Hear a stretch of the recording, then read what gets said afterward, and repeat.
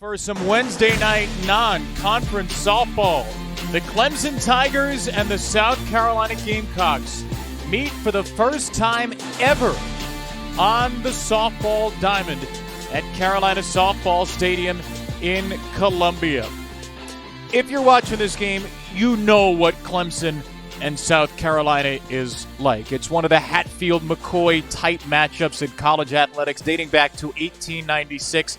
Clemson has been the slightly more successful school by wins and by national championships, but a chance for a whole new chapter in this rivalry begins anew tonight. Kevin Brown and two-time All-American Amanda Scarborough, we're delighted to bring it to you. This is a Clemson program in its second year ever of softball, so the first time that these two Palmetto State rivals get to play a game of softball. Yeah, both coaches are so excited to get this rivalry going, a game that they anticipate playing in years to come. And as a softball fan, I can't wait for it. But in this season, South Carolina and Clemson are so different when you look at the roster. South Carolina has so many veterans on their team that you're used to seeing. Bozel, McGuire, Drotar. However, Clemson, they're so young, a ton of freshmen on their team. And one in particular has caught the eyes and the attention of everybody across the country, and that's Valerie Cagle. The way that she played last weekend against Boston College was unbelievable, especially on Sunday. She drove the ball, was a triple away from the cycle, and she also threw a no-hitter. And not just that no-hitter last week, she had 2 no-hitters in 1 week. Got her NFCA Pitcher of the Week and also ACC Pitcher of the Week. She's one of the best two-way players in the entire country. Can't wait to watch her pitch tonight. This was the game for Cagle Sunday, and only her fielding error stopped her from throwing a perfect game. 3 hits. She's got a 12-game hit streak. And Clemson, not so coincidentally, has a 12-game win streak coming into tonight's game. Well, it is Kayla Drotar, appropriately so, the Hartsville, South Carolina native who grew up around the Gamecocks, a huge fan of the program. She gets the start and throws the first pitch ever in Clemson, South Carolina. And Drotar is going to face Mackenzie Clark, the freshman, to lead off this young and uber-talented Tigers starting lineup, with Cagle batting in the 3-hole. Marissa Gombardo, one of the great power hitters in the ACC, is hitting fourth. Strike one is in to Mackenzie Clark, the freshman, who has lit the ACC on fire this year. 6th in the conference in hits, 5th in stolen bases, an OPS of up near 1,100 in her first season. And strike 2 swinging. She's a really good athlete. You're going to see just a ton of freshmen all in the starting order. In fact, Clemson starts 6 freshmen. Going to go up against a really veteran and seasoned pitcher in Kayla Drotar, who likes to work the bottom of the zone, drop ball, change up. Has pitched a lot of games in the South Carolina uniform. 3-2 from Drotar to Clark. The numbers you just saw have been well down from where we expect to see Kayla Drotar. 5.53 ERA this year, career 2.92 ERA in 110 games, 74 starts. Trying to find herself at the end of the season, but that is a tough way to start. She gives a free pass to Clark. An immediate stolen base threat reaches for Clemson.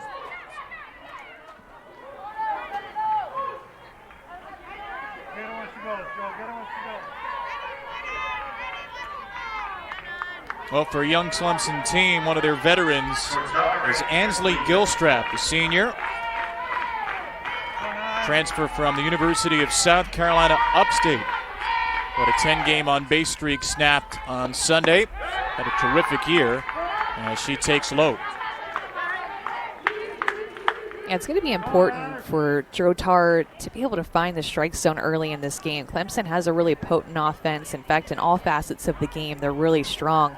South Carolina been a little bit slower this year, and in order for them to have success, they've got to have Drotar in the circle. They have to have the rest of their pitching staff and Kelsey O and Carson Oakes be able to step up, because this is a veteran team. They have the experience. They're just looking for those veteran players to get stronger as the year has gone on and lead them.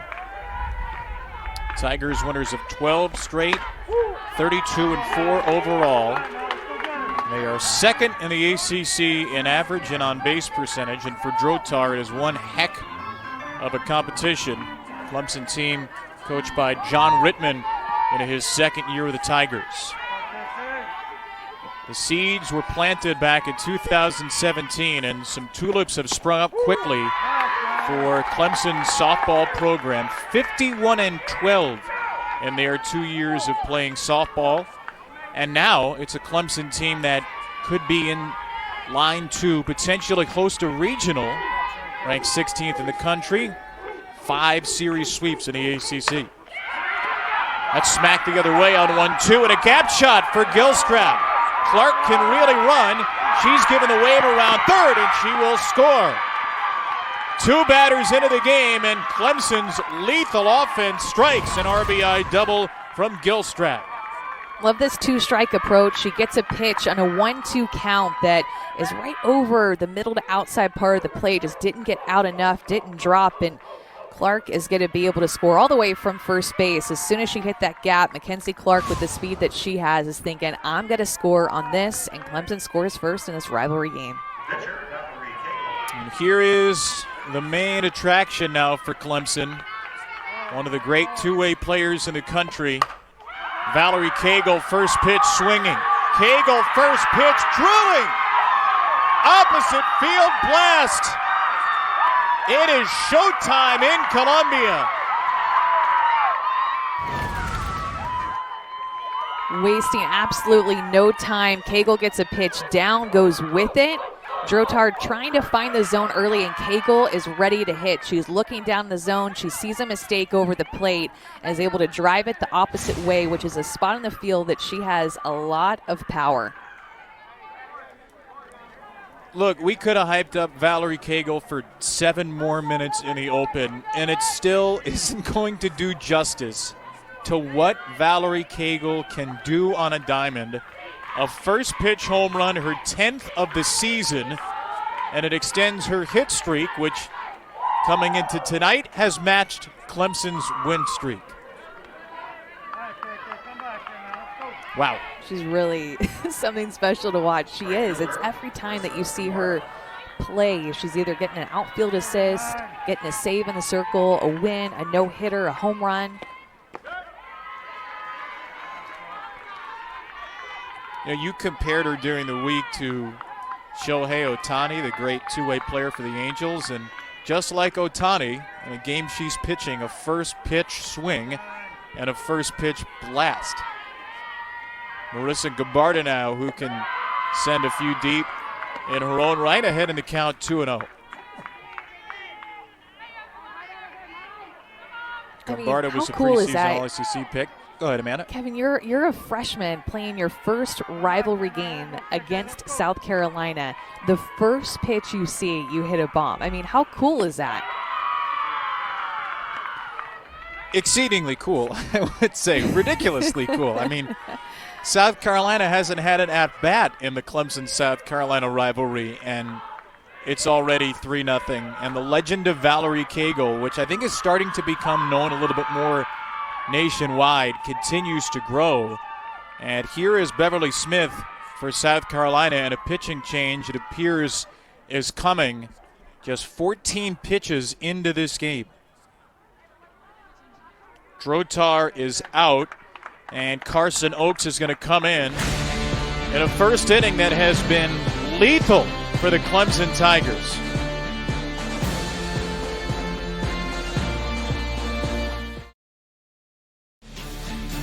Carson Oakes into the circle for South Carolina with a 3-0 count on the cleanup hitter Marissa Gabarda, and 3 Clemson runs already across. Tall task for Oakes here, Amanda, who has to come in and salvage this first inning and a whole lot more.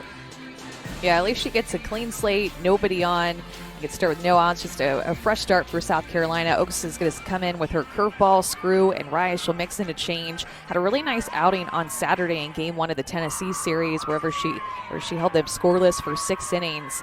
Looked really, really sharp. Want to build on that outing. And she comes in after 14 pitches thrown from Kayla Drotar. 3-0 count on Marissa Gabarda, and starts her with a strike.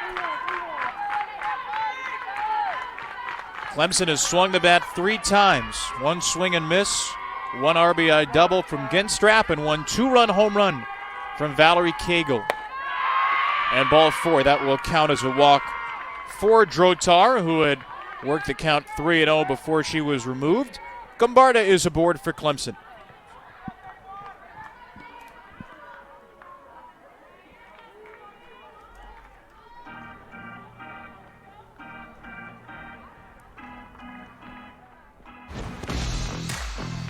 Carson Oaks, we mentioned that she looked good against Tennessee. Here's what she did. Her curveball was working. She was able to move the ball up in the zone, too.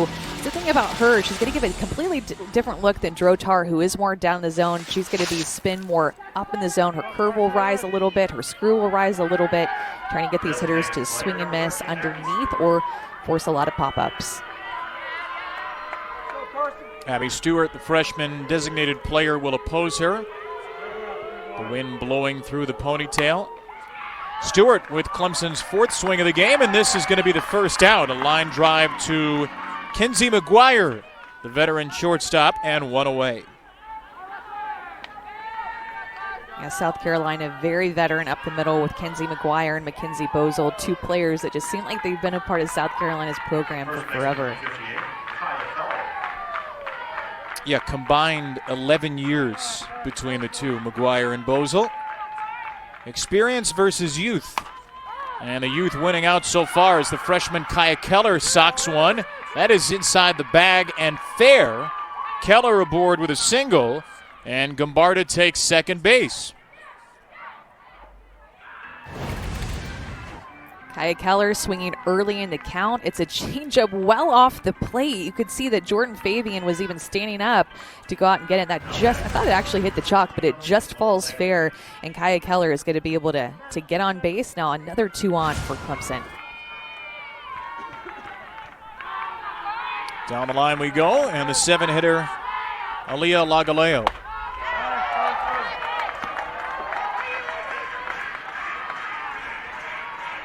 Lagaleo, stop us if you heard this before, another freshman who can really swing it. Doesn't get on base much, only a .299 on base, but 9 of her 15 hits have gone for extra bases. 4 home runs, 5 doubles on the year.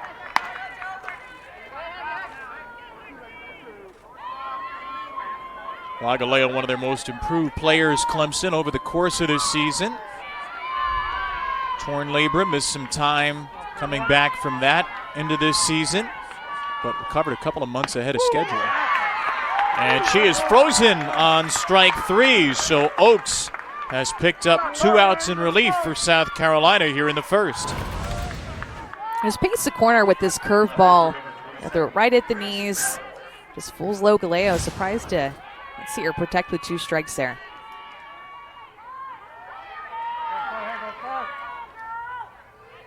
Two down, Grace Matamore.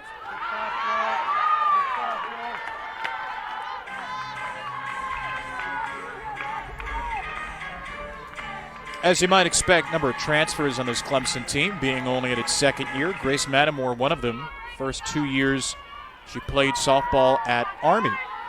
West Point 2018-2019. She was a regular student and a late addition coming to Clemson last year, but has become an important part of this Tigers program. Can play some first base, can play some left field where she is tonight. Yeah, it's interesting how Coach Rittman has put together this roster with a lot of freshmen, but also a lot of transfers to bring in a bit of experience into his program, just experience in different programs.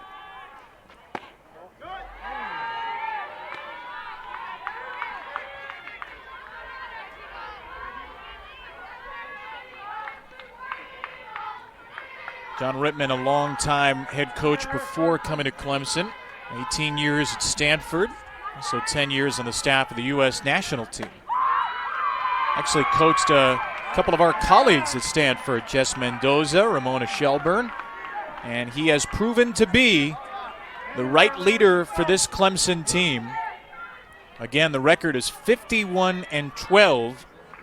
And Grace Matamore's walk loads the bases here in the first and pushes Clemson a little bit closer to 52-12.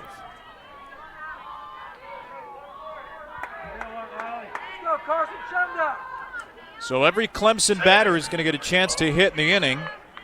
This is Cami Pereira, the number 9 hitter. One of the few seniors on the team, transfer from Furman.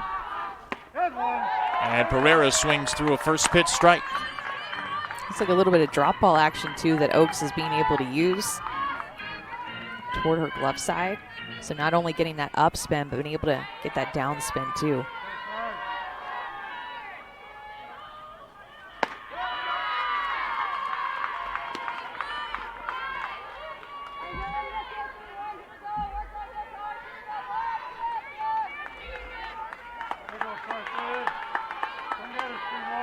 Three walks, 3 hits, 3 runs in the inning for Clemson. Oaks trying to keep it at 3. And that one stopped by Fabian just above the dirt, 2-1.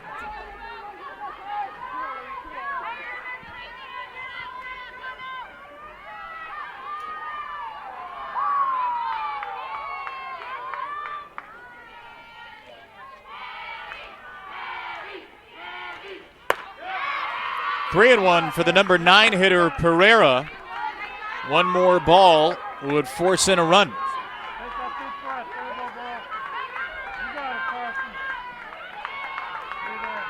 Pereira has only walked 3 times in 29 starts this year.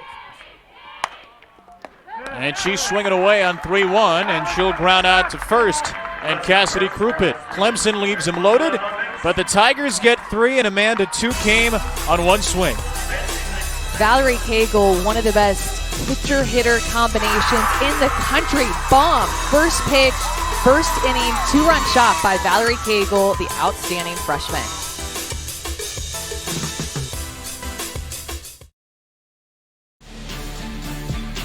Well, Valerie Cagle's already impressed. 2-run home run in the top of the first inning. The freshman wears number 72 on the back of her jersey, and she can touch 72 on the radar gun, Amanda. She can. In the game, we'll see her throw 68, 71 miles an hour. Depends on which gun is out there, to be honest. But she's really up at the top of the ranks in the ACC in almost every single pitching category. 0.89 ERA. She is going to throw hard. But what I love about her, too, Kevin, is that she changes speeds. Her rise ball is actually somewhat of an off-speed pitch, and she also has a changeup. So she's able to throw at 3 different speeds. With her fastest stuff, it's more like a fastball down with drop movement, her off-speed rise, and that changeup. And she'll face this South Carolina lineup. The top 2 are the big hitters. McGuire, the graduate student, Bozel, the graduate student, who have both climbed the South Carolina record books in their illustrious careers. Gamecocks team that is 5th in the SEC in runs scored per game, and these two do the heavy lifting. McGuire, the SEC leader in on-base percentage at .578. And a ground ball to the middle is grabbed at shortstop by Gilstrap. 1 batter, 1 retired for Valerie Cagle after her no-hitter on Sunday. Kevin, because she throws that fastball with down movement, it serves as like a drop ball down at the knees and about 70 miles an hour. She forces a lot of ground balls. Between 65 and 70% of her outs are going to be on the ground. She's got a good infield behind her to help with that, too. Mackenzie Bozel. And a ball above the top of the zone. Bozel tied for the South Carolina record. 33 home runs in her career, 5 this season. 4th in the SEC in on-base percentage. Also a great doubles hitter, 3rd in the league with 14 doubles, so 19 extra base hits in total for Bozel.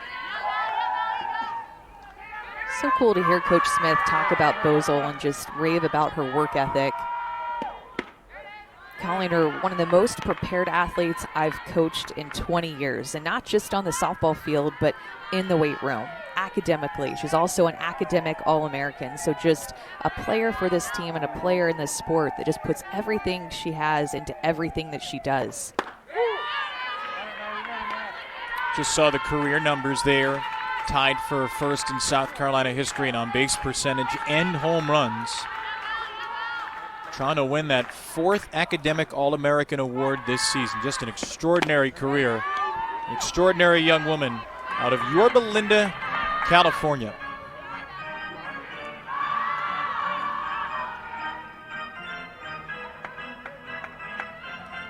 Feels like she's been around forever, too. Coach Smith talked about because of the fact that started recruiting her in early recruiting back in, 2013, 2014. Yeah. So they started the recruiting process really early. She committed to South Carolina, and here she is as a senior. Been around a long time. On 3-2, Bozel's going to work a walk, and the first base runner against Valerie Cagle comes on a walk from Mackenzie Bozel.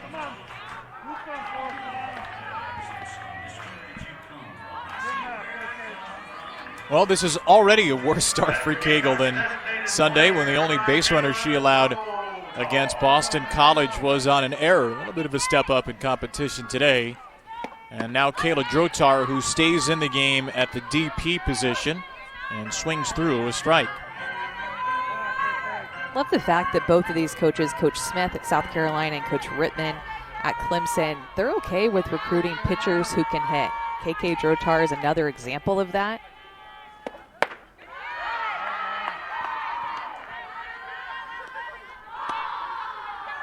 Started the season batting down in the 8th spot. She's moved all the way up to 3rd and become one of their most important hitters. A couple of 10 home run seasons in her career. That one gets away from the catcher JoJo Hyatt, who's in the flex position. A wild pitch thrown by Cagle, and Bozel moves up to 2nd.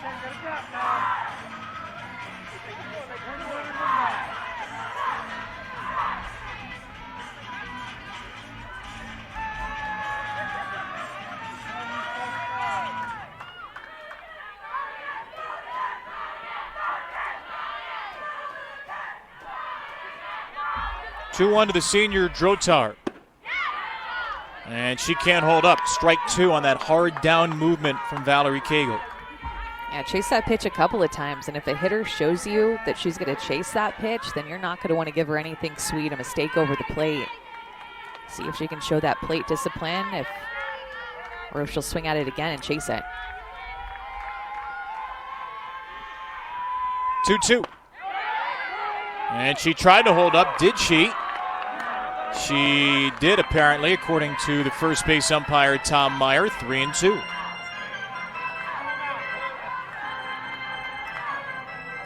By the way, it's Cameron Ellison, the home plate umpire. Tom Meyer at first, Ken Jones at 3rd. And here is one of the earliest mound visits that John Rittman will ever have to make in a Valerie Cagle start. 14 pitches in. Actually, not quite a mound visit. Oh, he's not going out to the mound. You're right. There. He's given Tom a piece of his mind.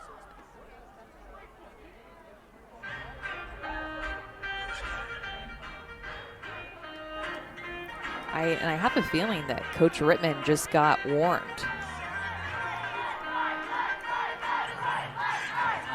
You think she swung live? Didn't look like it, no. It's always a tough one to call. He's over by second base. It's a hard angle to see. He's not just down the right field line, the first base line. He's playing more toward second base, exactly where Cami Pereira is right now. And right behind her in the 3-umpire alignment. So 3-2, and Drotar will keep the count 3-2 on a foul ball up and in. An action-packed first inning. A veritable cornucopia of nonsense in the first ever Clemson, South Carolina meeting. First played in athletics and football in 1896. Their first softball meeting here in 2021. Supposed to play last year, but COVID scuttled those plans. Another ball fouled away. That one hit the catcher Hyatt, who was a little bit slow to get back on her feet. Still feeling the effects of that foul ball from Drotar. Yeah, right in the top of the knee.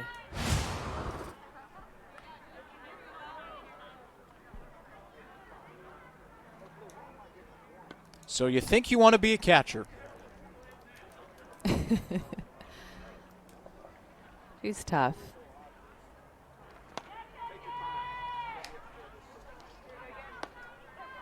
Had a great season, Hyatt.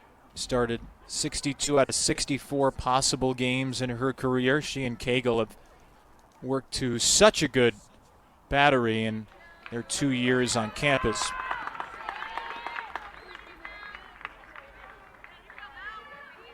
Yeah, she likes to throw to JoJo Hyatt. Another freshman and freshman on the corners. Some experience up the middle in Gilstrap and Pereira. This will be the 8th pitch to Drotar. Runner at second is Bozel, and there will be a 9th pitch. I like the way that she's fighting in this at bat because, look, South Carolina has the potential to hit the long ball, especially with the top of their lineup, and Drotar is always going to be a threat to hit it out. And you know that she's fiery and she's feisty. After starting this game, getting pulled, didn't even get an out in her outing. She wants to be able to get back into this game with one swing. Pitch number 9. And Drotar takes, and she is punched out looking. A called strike 3. So much confidence in this pitch to be able to throw the changeup. A horseshoe changeup is what Cagle throws right at the knees. That was a strike all day. I know Drotar wanted to sell it, but doesn't matter who the umpire is. That one's going to get called for the looking strikeout. That's just silly. We have Valerie Cagle hitting an opposite field bomb on the top of first, comes out throwing 70, 71, depending on the gun. And then to be able to change speeds like that, I mean, how do you even look for that as a batter? And especially when it's the first time that you've seen it in the game. What a time to throw it, right? Been an incredible at-bat by Drotar, fouled off a lot of pitches, but you trust that pitch to throw it for the first time in a full count to the 3-hole. Extremely impressive. So Cassidy Krupit will bat after another visit on the field from John Rittman. Strike one over to Krupit. This is the batter that South Carolina wants up with runners in scoring position against Cagle. 4th in the SEC and runs batted in.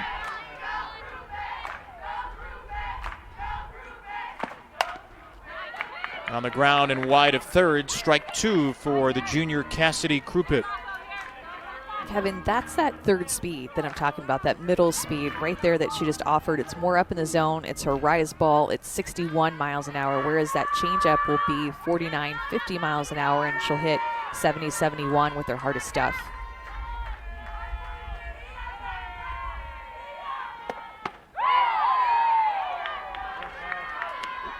She hit it there and almost painted on 1 and 2. How unusual is that to have 3 distinct speeds and 3 distinct pitches you can control that well?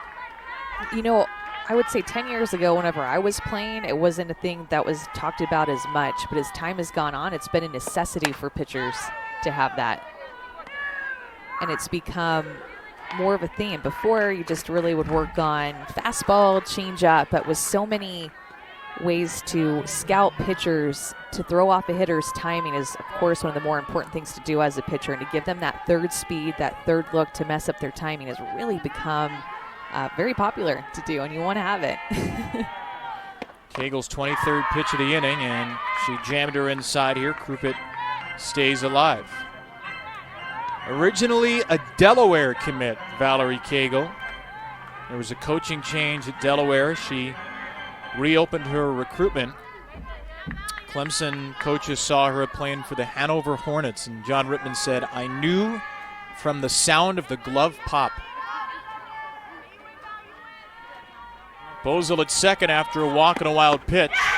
And a strikeout swinging of Krupit. Ends a hitless, scoreless first for Valerie Cagle. A couple of strikeouts to do it, and the Tigers lead after 1.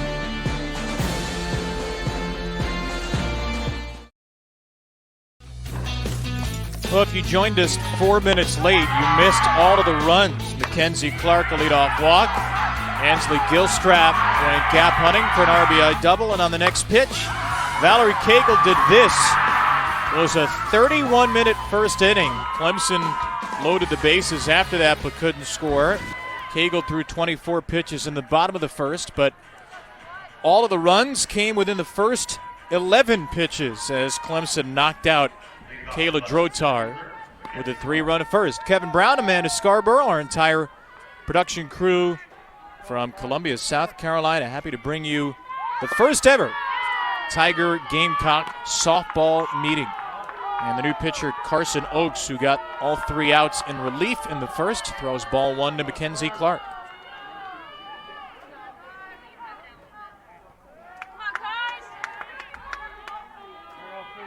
6 for 15 over the weekend against BC. Clark comes in on a 7-game hit streak, and she's ahead in the count. 2 balls, no strikes.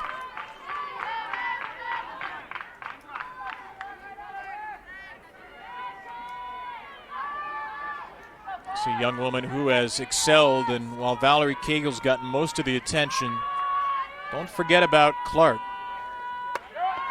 Talked to John Rittman earlier in the year, and he said, I think she was pressing a little bit early in the season, but you can see now the comfort that she's developed along the way. And really coming into her own. I feel like she has potential to possibly get ACC Freshman of the Year. Definitely a candidate. Just depends, I think, on what happens to Valerie Cagle and the award that she gets in the ACC. I know I'm getting ahead of myself here, but she's a true candidate for Freshman of the Year, Pitcher of the Year, and Player of the Year in the ACC. I feel like if she gets one of the other awards, then possibly Clark might get Freshman of the Year. I don't know. Who knows? You never know how they're going to work it. Yeah, maybe you want to spread the wealth, or maybe Valerie Cagle just wins them all. Certainly, yeah. Keely Rochard is neck and neck with her, if not even maybe a little bit ahead for Virginia Tech, the great pitcher. But there is Cagle on deck, and it does feel like a scenario where the only thing stopping Valerie Cagle from winning multiple awards might be, the idea of some sort of wealth redistribution. But that's such a big deal. She's a freshman, and she probably would be a top 3 candidate for all 3 of those awards in her freshman year. She's on deck awaiting Ansley Gilstrap. RBI double for Gilstrap, her first time.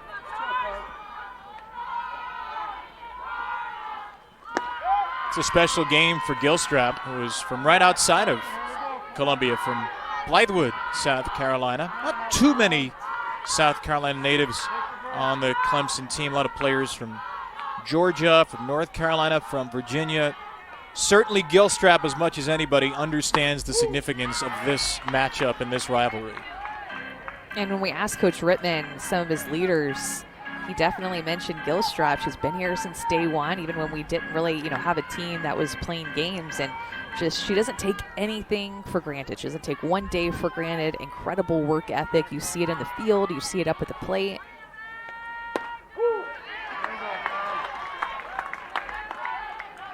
Oakes off speed for strike 2.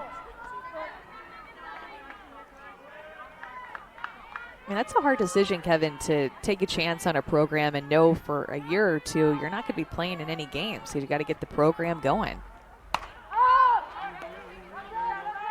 It's popped up to McGuire at shortstop, and one away here in the second.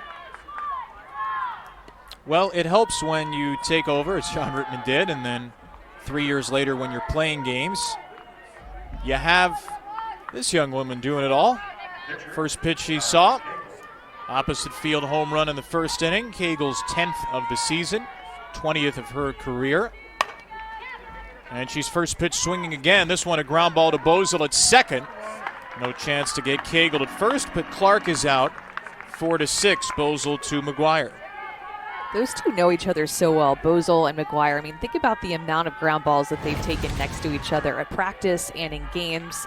They're so much fun to watch, and I'm sure they've really enjoyed playing right next to each other, and it's going to be something that's missing in their lives whenever their softball careers are over.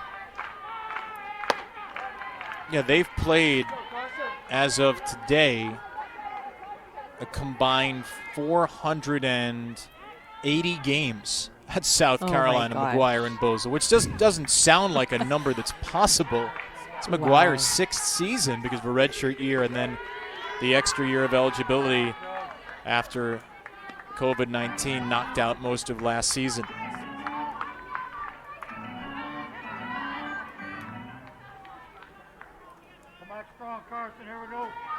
Bozell said it's like I can read her mind. My teammate at shortstop.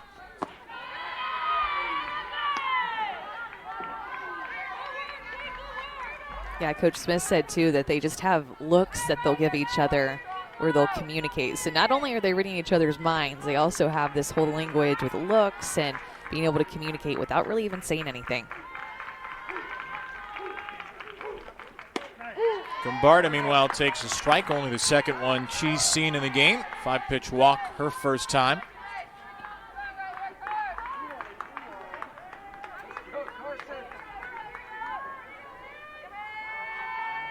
(3-1) from Carson Oaks. And that's ball 4. 5 walks in the game for Clemson. South Carolina pitching has only recorded 5 outs, and there are 2 on for Abby Stewart.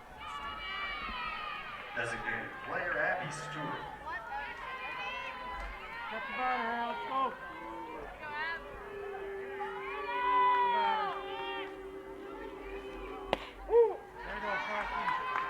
South Carolina definitely in a tougher part of their schedule, having just played Tennessee. They have this midweek against Clemson and then quickly turn around and play in Florida. And it's a busy week for them, too, because of the fact that they had the Saturday, Sunday, Monday series against Tennessee. Had yesterday off because you have to have a day off in the week. And playing this midweek against Clemson, then they'll have to travel to Gainesville to take on Florida. So that's an incredibly busy week if you're a softball player. That Monday series really kind of puts a kink in things. Yeah, and they can't count tomorrow as the scheduled day off. You cannot do that legally because it's a travel day. That is smacked by Stewart into center field, but White is right there, and Aaliyah White ends the inning. A couple of base runners stranded for Clemson. White will bat third for the Gamecocks.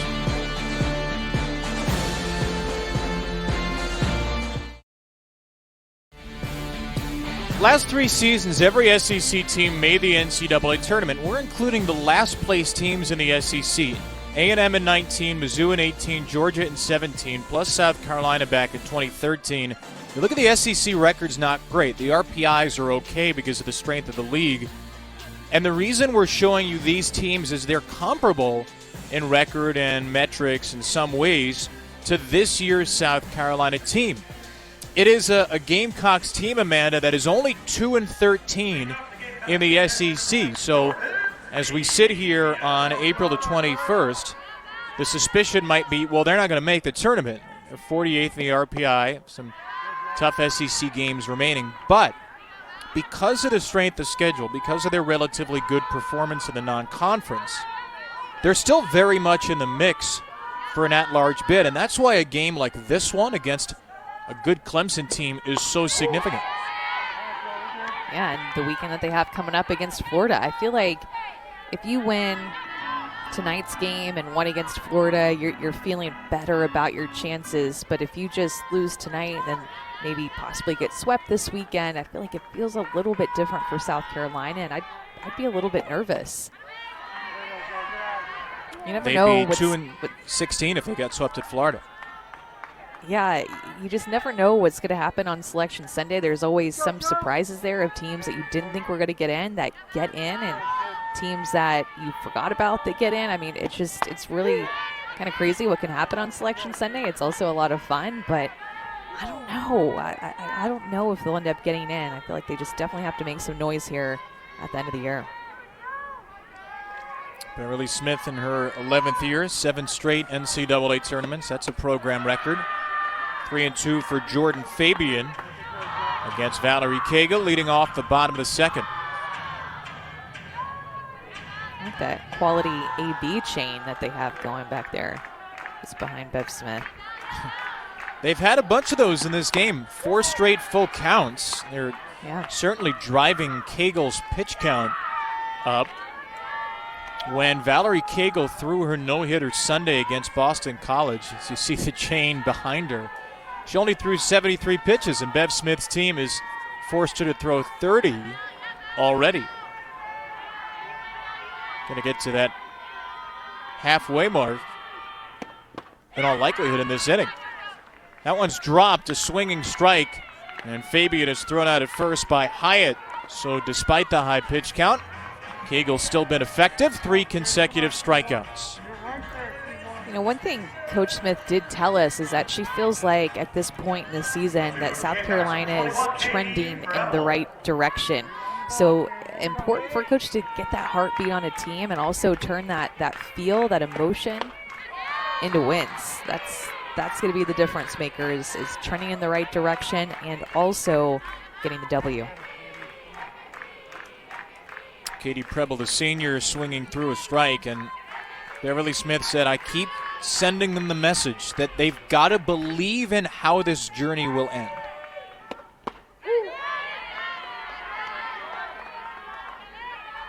It is a narrow gap in the SEC. I mean, 2-13, but a couple of balls go a different direction. South Carolina could have 4 wins, 5 wins in the loaded conference. Strike 3 swinging as Cagle overpowers Preble. 4 consecutive strikeouts for Valerie.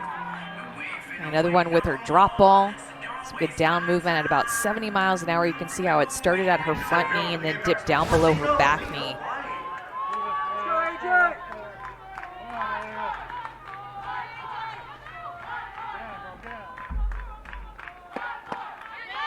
Strike 1 swinging to Aaliyah White. And this is pure artistry from Cagle right now against the freshman White.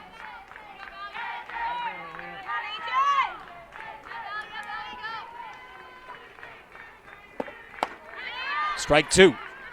A pitcher is feeling good too when she's getting those swings and misses, and that as a pitcher it fuels you. When you start to see that you're throwing a pitch and somebody is swinging and missing it, you start to get even more into rhythm and feel even better.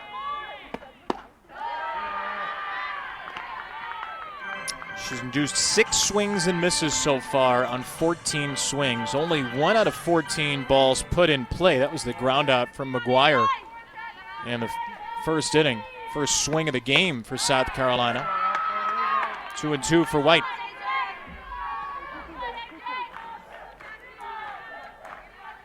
On an older South Carolina team, there are 10 freshmen, and White has been as good as any of those out of Grayson High School in Atlanta. Cagle overpowering. Like watching a great sculptor work or a skilled hibachi chef. 5 strikeouts in a row for Valerie Cagle. Struck out the side in this inning, all with the drop ball. Look at it fall off the table, 70 miles an hour. Wow, on fire.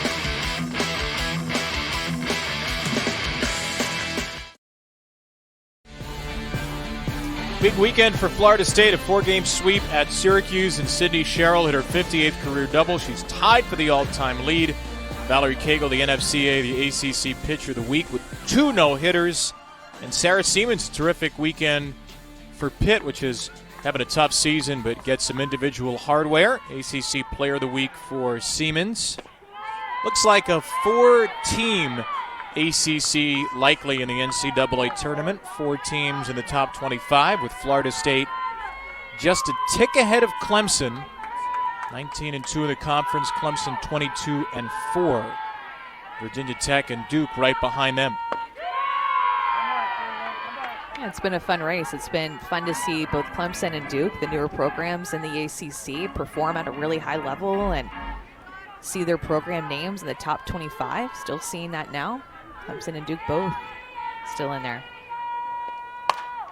This is Kaya Keller off the end of the bat and into left field at Preble for out number 1.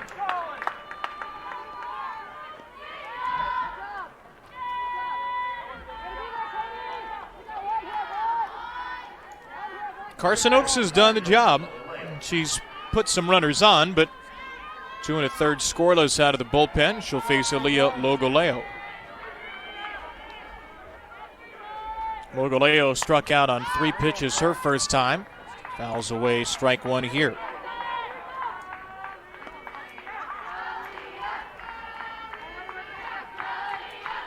She's playing third base tonight. Logoleo started that on the trip at Virginia. Clemson had a couple of players missed due to COVID protocols. She was excellent all weekend. Coaches have felt confident in her since. Tries to lay down a bunt here, and that is caught on a dive by Jordan Fabian. It's the kind of catch that you can use as momentum if you allow your team to do it. That catch can just build momentum into defense and then into the dugout. Just ready to show some energy. You're just ready for South Carolina to be able to break out, show that energy, show that emotion, be able to get back into this game.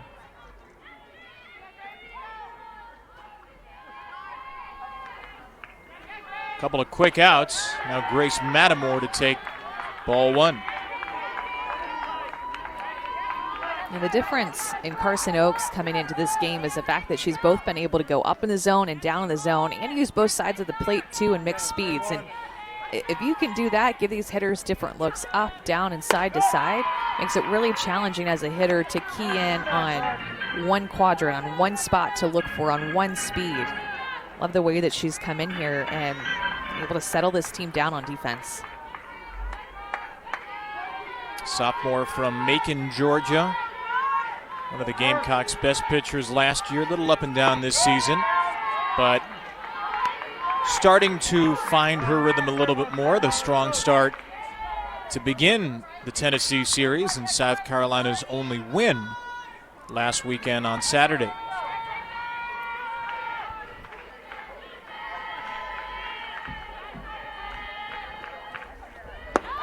Matamore takes 4 straight out of the zone.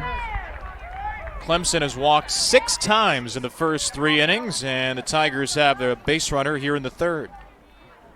You know, that's the tough pill to swallow, is that your catcher, Jordan Fabian, lays out for that ball to get the second out.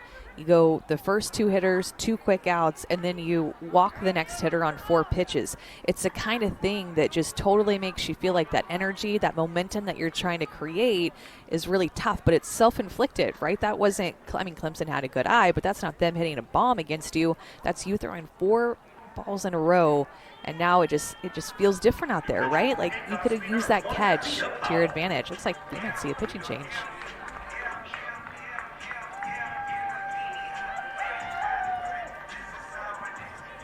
Oaks has walked 4 in 2 2/3. She did stabilize the game. It was 3-0 when she came in. It's still 3-0.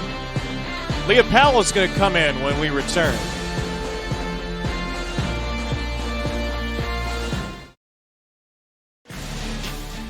Looking like a Janie Holstaff kind of night for South Carolina. 3 innings, 3 pitchers. This is the freshman Leah Powell, who enters the game after 2 2/3 innings for Carson Oaks.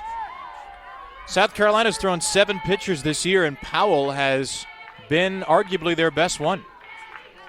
And they call her Drotard 2.0 because of the fact that they throw similar, throw more down the zone. There's that drop ball. She'll also mix in a changeup. Really solid year for the freshman. 2.01 ERA, about 60 innings pitched. It's a combination of a pitching staff for South Carolina that has those freshman faces, but also the veterans of Kelsey O and Kayla Drotar.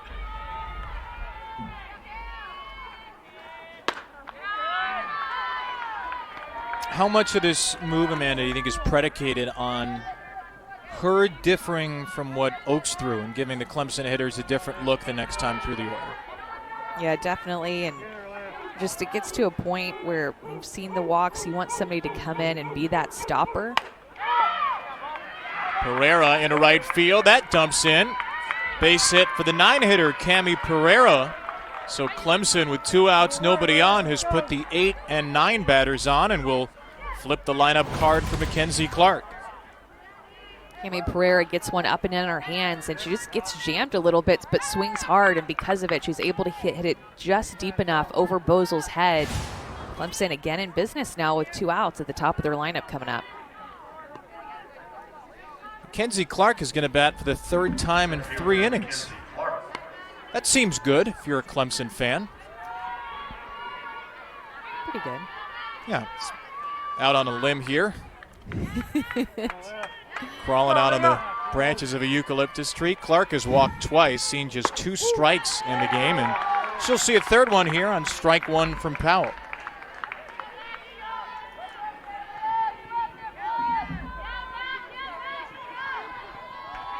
Six walks in the game, 4 hits for Clemson. 10 of their 18 batters have reached base.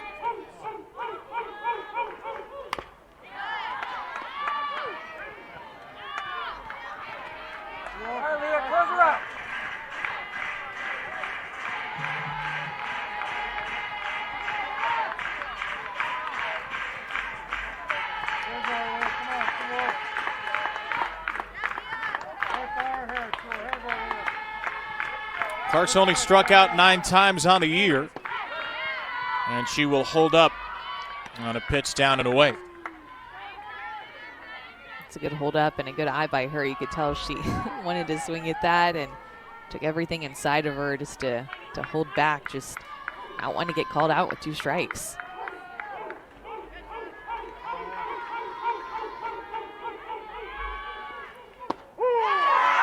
And she'll get called out here. A fist pump from Powell, who gets out of the jam.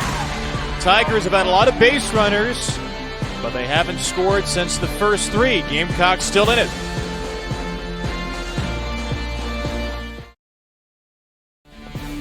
Midway through the 3rd inning, Valerie Kegel's got a 2-run home run and 5 strikeouts already. Just another night at the office for Clemson's fabulous second-year player.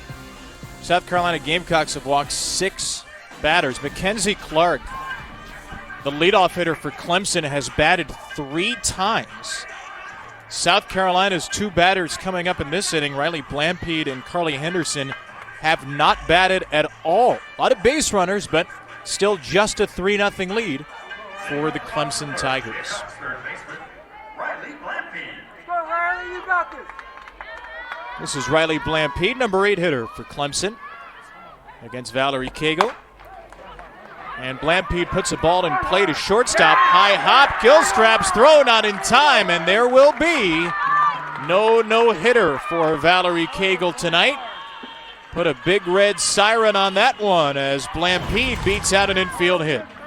Absolutely loved the hustle out of the box by Blampede, drills it into the ground.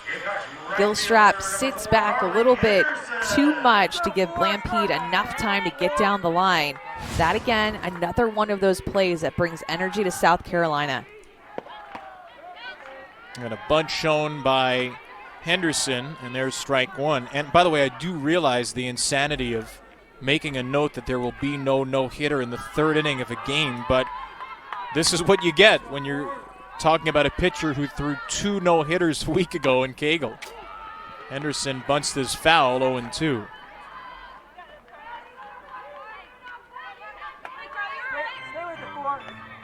Comes into the game, Valerie Kegel on a scoreless inning streak of 23 2/3 innings. 2 walks, 36 strikeouts in those 23 2/3 coming in. 5 strikeouts, 1 walk tonight, and there goes the runner, Blampede to second. She's out! A late decision, and JoJo Hyatt catches her from behind the plate. It's what you're told to do as a base runner. You see a change up in the dirt, you go ahead and go. Pereira, the second baseman, comes over and covers second base. That throw from JoJo Hyatt was on the money to get out Blampede very quickly. Absolute cannon from Hyatt, and 1 pitch later, a runner at second, nobody out, has turned into 2 out, nobody on. I want to show you this off-speed rise ball again. 59 miles an hour. She spins it like a rise ball. It turns into more of an off-speed pitch. She's not necessarily trying to do that on purpose, but she puts so much spin on that pitch that it causes it to lose velocity. This might be a difficult question to ask because you don't have a softball in your hand, but how do you throw that? I mean, how do you spin it the way she does? So it's still going to be leading, just like a regular rise ball, leading more with your pinky through your release. So imagine that your elbow is down by your side. You lead more with your pinky, trying to get your palm and your fingers underneath the ball instead of on top of the ball. On top of the ball is going to give that down drop spin. Underneath the ball is going to give a rise ball spin. That one is hit into fair territory from McGuire, and she's thrown out by Hyatt. A couple of catcher assists in the inning, and Clemson leads after 3.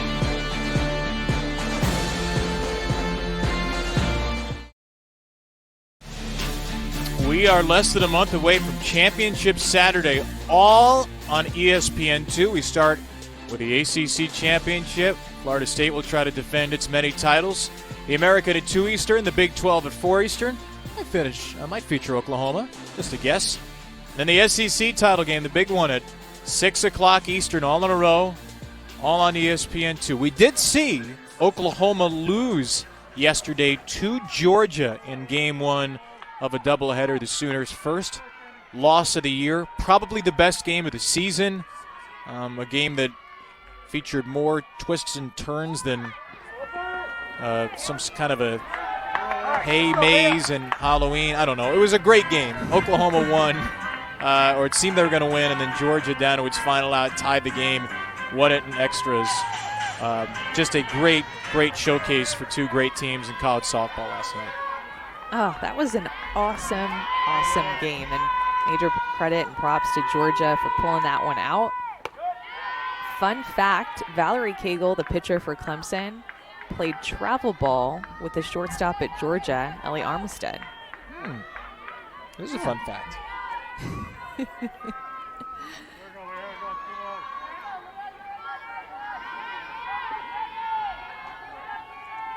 Ansley Gilstrap, swing and a miss.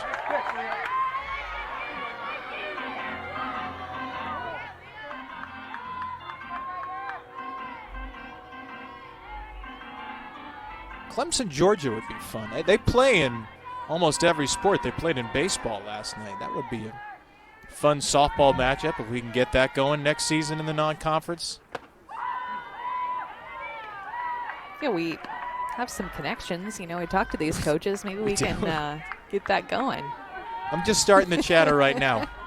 I'm seeing what kind of, behind the curtain scheduling power I have from my apartment office seat. 2-2 for Gilstrap. In the air, short center.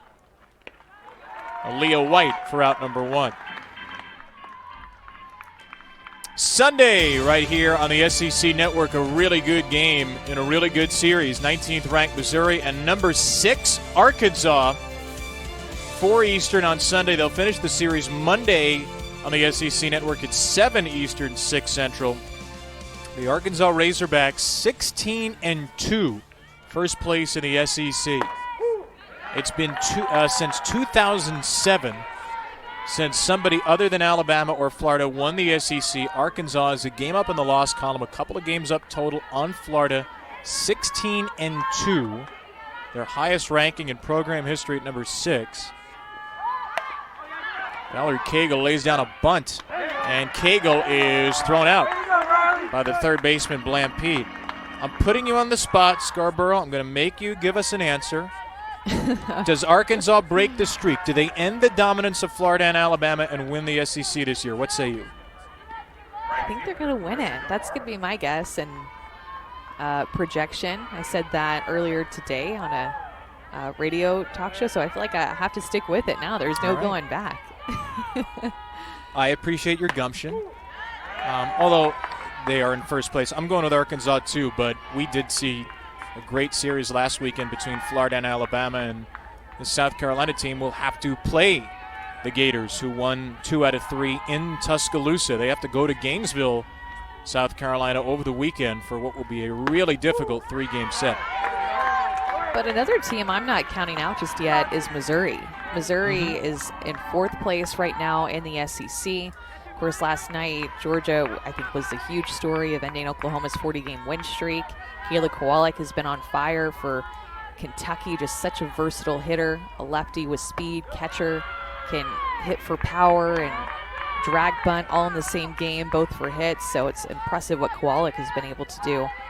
But I don't want to give up yet, Kevin, on Missouri. 4th place right now in the SEC standings, and they play a couple of teams ahead of them in Florida and Arkansas, where they could potentially get some wins and find themselves ahead. Never know. As Beverly Smith said, the parity in this league is off the charts. The Gamecock team has seen it firsthand. They get a 1-2-3 4th inning here from Leah Powell.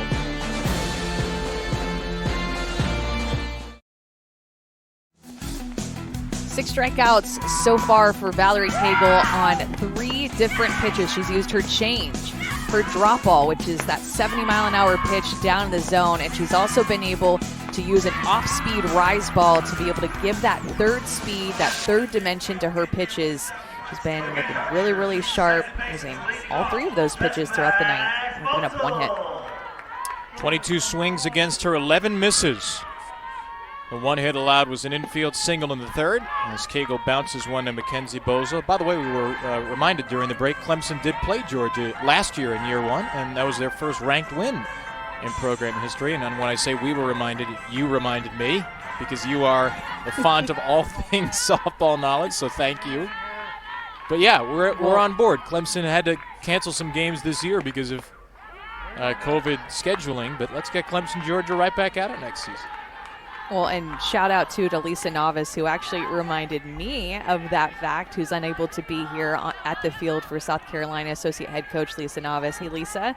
And also, another fun fact is that they had to cancel the matchup this year due to reduced non-conference schedule with Clemson, but they are coming to Athens next year. Clemson going to Athens next year to play. So, you know, we just put it out there and we make things happen, Kevin. Do you see how this works? Listen, if you text us relevant information, every now and then we will check during the breaks. You may find yourself on the air. And Amanda's phone number is 912. I actually have no idea what your phone number is. 3-1 for Bozel. Number 2 hitter for South Carolina. It's not 912, right? Doesn't start with that? No, I barely remember my own phone number these days. There's a strike from Cagle. Mackenzie Bozel, a walk her first time. One of the great players in South Carolina history. Her 246th game in her career out of a possible 246. She started them all. On 3-2, Bozel goes down swinging. Cagle cuts through her for strikeout number 7. Drop ball, inside corner, brings this one a little bit more up, but it still has that good down movement where it's more up closer to her hands. Just that drop ball is having some good movement to it right now.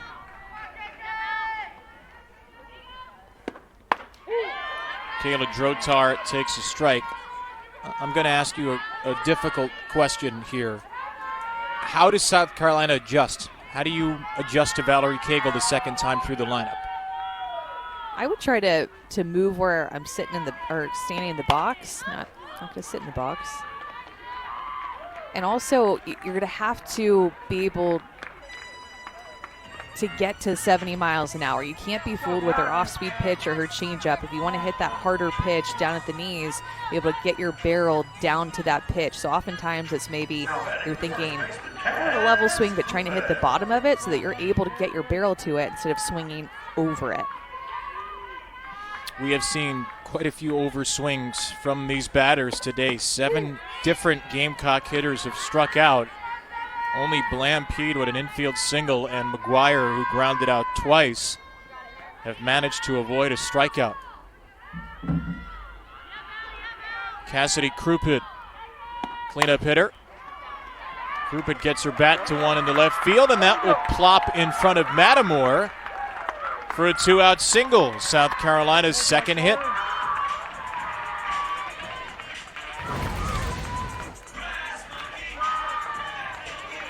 Krupit able to get an off-speed pitch that is up and away, kind of gets around it, but because of the fact that it's elevated and that's the speed, maybe that she was up there looking for, a little bit ahead of it, but nonetheless able to stay on plane with it long enough and drive it to Krupit to left field. Krupit, the 305 hitter with the 362 on base aboard, and Jordan Fabian will have a chat with third base coach for the night, Kayla Jackson, as we get a meeting at the mound for Valerie Cagle.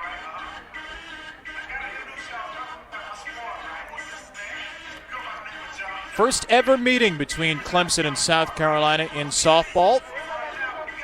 The hope is that they'll play at least twice a year in future seasons. Clemson, South Carolina baseball will have a 3-game series where it's home, away, neutral. Don't know if that'll be the case here or not, but Beverly Smith hoping that this will be a home and away more regularly or multiple games.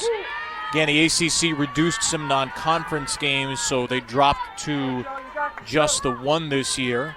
Game at South Carolina, the team with a more history, but like Florida State, they play a home and away. Georgia Tech, this is the kind of non-conference matchup that seems perfect for an early season home-away battle in future years.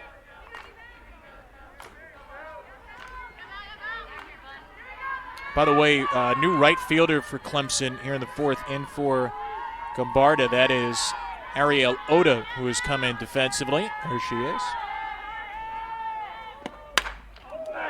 That is rocked down the left field line, and a fair ball off the bat of Fabian. Into the left field corner, Matamore digs it out with the ball in front of her.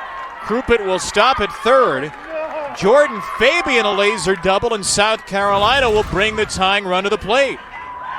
There's on time with 68, 69 miles an hour, and being able to get your barrel down to that pitch. Finally not rolling over, not getting the top, but being able to take the drop away by anticipating that pitch to move down and driving it toward the left side. Well, Katie Preble, who has some power, will bat. Last time Cagle allowed more than one earned run was 22 games ago for her. February 21st, 2 months to the day at Georgia Tech. And she is in a little bit of heat here in the home fourth. Well, it's interesting. You're watching the radar gun. She's lost a little bit of speed. She was throwing 71 miles an hour. The last couple of pitches, 67 miles an hour. That hit by Fabian was 68 miles an hour. So lost 2 or 3 miles an hour. There's a 70. Are you noticing anything different in her mechanics and her release? No, really not.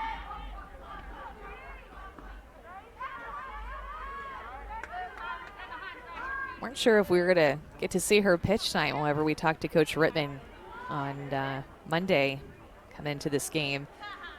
It's always been, a busy schedule in the ACC with playing the 4-game series. Last weekend, the 4-game series coming up, he was worried about upcoming weather this weekend in their series, potentially playing a double header on Friday. So wanting to be able to rest Cagle all the while throwing her in the big game too. It's such a strategy that the coach and coaching staff have to come up with to figure out how to use their ace. She threw 18 and 2/3 innings last weekend, 3 games, 2 starts. On 1-1, Cagle grooves in a strike, and it's 1-2 for Preble.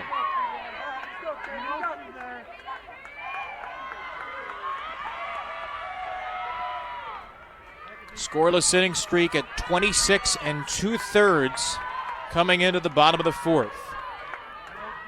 South Carolina trying to puncture that with a senior Preble. 1-2. Strike 3 swinging, and Cagle escapes again. Strikeout number 8 in 4 innings for Valerie Cagle, and the Tigers strand a pair.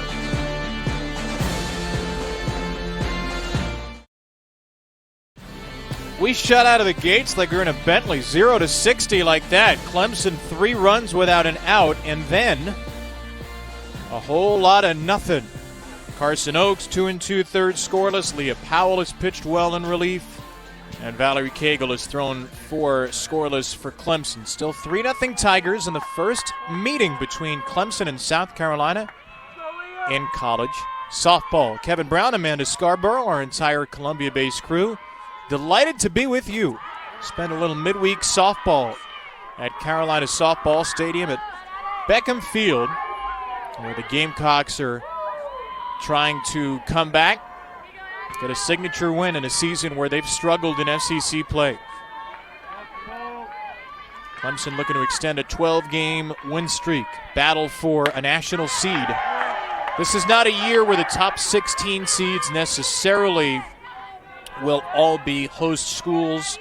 20 regional sites predetermined. We'll find that out in the next week or so. What are those 20 sites? And then Selection Sunday a few weeks from now, we'll figure out who gets to host. But Clemson did tell us they have submitted a bid, hoping to host a regional in their second year. Stewart strikes out to kick off the 5th. Going with the curveball, being able to just fool her on a pitch that Banabi Stewart, got to find a way to get rid of that pitch, swing at it, look for it. But loving the energy right now that Powell is bringing the circle, as well as her battery mate, Jordan Fabian, just trying to get this team going. Clemson just 1 for its last 13 after a 3-for-4 start. Do have some walks in there, and Powell's looking good with the off-speed stuff away as Kaya Keller swings through it. Freshman out of Evans, Georgia, Beverly Smith told us the team rallies behind Powell. Her competitiveness, her efficiency, and she likes the way that Leah Powell is able to change the eye level on these Clemson hitters, which she may have just done on that pitch up and into Keller. Yeah, she's had a really solid year, and with the way that she's pitching, came in against Tennessee, threw well. I wouldn't be surprised to see her start to get the ball a little bit more. 18 strikes, only 6 balls thrown. That one in the dirt, 1-2. All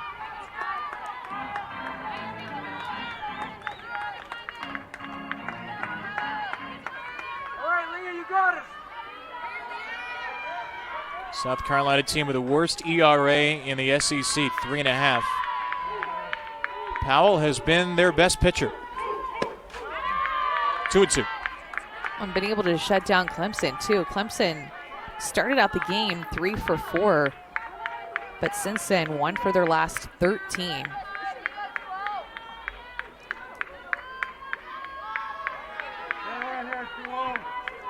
You just earned yourself a thumbs up from the stats guy, Amanda.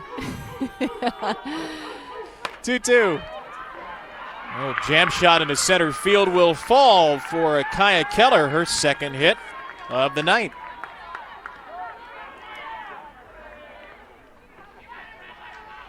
Hey, Friday, that is coming up in 2 days from today, the women's and men's SEC tennis championships. 10 a.m. Eastern at the University of Alabama for the women's, 12:30 for the men's at Arkansas. If you're a Gamecock fan, this could be a big Friday. Both the South Carolina men's and women's teams won today. South Carolina men were seeded 6th, the women seeded 7th. They just beat number 2 Florida to advance to the semis. South Carolina, the defending champ, won the 2019 women's tennis title. Ogaleo takes that side. You ever played tennis growing up, Amanda? You a tennis player? I know you're a pickleballer, as Carly Shannon, the pinch runner, is in. I wanted to start playing tennis, but in lieu of playing tennis, we ended up starting to play pickleball. So now here we are, an avid pickleball player.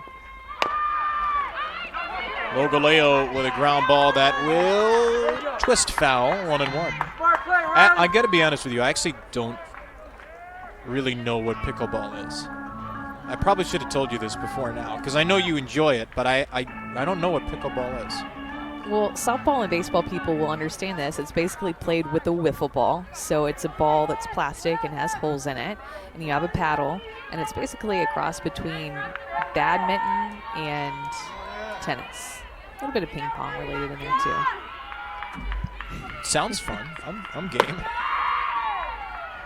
Whenever I come to Austin, we'll play some pickleball. You can show me the ways of the mighty pickleball. I'm trying to turn everybody. You'll like it. Is it competitive? Can I win, and can I get really mad if I don't? Then yes, I will like it.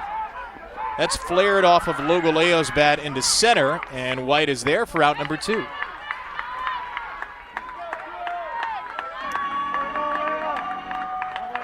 Yes, competitive. Always. Okay. I mean, you can't be in sports and not be competitive at everything that you do. This is true. I'm in sports in a communication form only, and I'm still competitive at everything I do. So I understand. Grace Matamore is the batter. Couple of walks for her. A lot of walks. Not that many hits for Clemson since the first inning. And Matamore, 2 shots, 1 to third, and Blampede throws her out. The pitching has been good since those first few batters for the Gamecocks. Now they'll try to get some runs.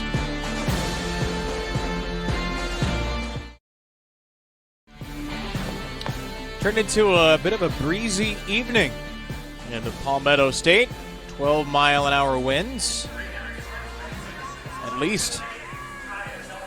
Good news for Clemson is they just don't give up many fly balls when Valerie Cagle's on the mound. One air out in the game, and it was a pop-up to second for Cagle, who's been a strikeout, ground-out machine in the first ever Clemson, South Carolina game. In softball, crowd of around 400 inside Carolina Softball Stadium, reduced capacity this year, as White misses on a bunt attempt, strike one. 7-8-9 for South Carolina, beginning with Aaliyah White here in the bottom of the fifth against Valerie Cagle. Cagle walked the second batter she faced since then. No walks, 8 strikeouts, dating back to last week. And 5 games between Winthrop, Boston College, and now South Carolina.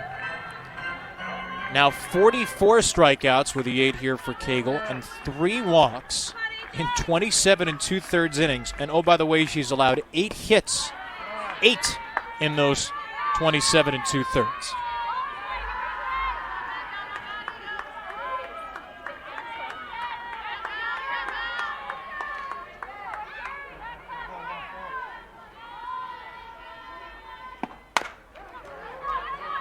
Back to Cagle, who fields her position well. Yeah, Kevin, insane numbers in her last 3 appearances, too. Opponents are hitting .082 off of her in her last 3 appearances. Her whip, .32. I mean, she's just been absolutely on fire. Yikes. Averaging 10 strikeouts. I mean, you can pull any number of incredible Valerie Cagle statistics out. I mentioned this earlier. She hasn't allowed more than 1 earned run in a game since February the 21st at Georgia Tech. That's 21 games pitched ago. In the 21 games since then, now 22 as of tonight. We'll update the number after this. A ground ball back to Cagle off the bat of Blampede. She makes the play. So it's 4 2/3 innings tonight. Since that Georgia Tech game, 117 innings, 8 earned runs, 8, which is an ERA of now somewhere in the .4s. Wow. And I don't know if a lot of people know this about her. She was actually homeschooled. So her parents made her and her siblings play an instrument and then also play a sport. Also mixed in travel ball in there, so she would go to school at home and then be done at 11. She said she would hit all the time. Like, that's when she would go out and just hit. Started pitching whenever she was 8, so she started taking lessons. Had the same pitching coach, Rita Lynn Gilman, as Lacey Waldrop, who pitched at Florida State, All-American pitcher there, also won National Player of the Year 1 year for them. And dealing with the pride of Port Washington now, pinch hitter Maddie Gallagher. Did she tell you what instrument she played, Valerie?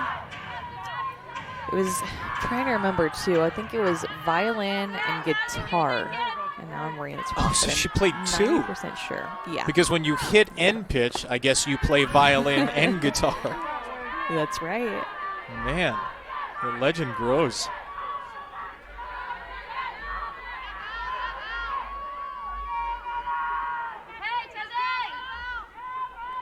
Dealing with Maddie Gallagher, the freshman, 2-2. Well, you mentioned that she wears 72 because of that goal of hitting 72 miles an hour. She actually changed her number to 72 whenever she was 13 years old, she told me. But there was also another underlying reason is trying to get in that 70-70 club, like Lauren Hager, pitcher-hitter at Florida, won National Player of the Year. Gallagher check swing, ground ball to short. Only player ever with 70 wins, 70 homers is Lauren Hager, as you mentioned. She got 71 and 71. Valerie won 72 and 72. A little bit closer on both accounts maybe tonight.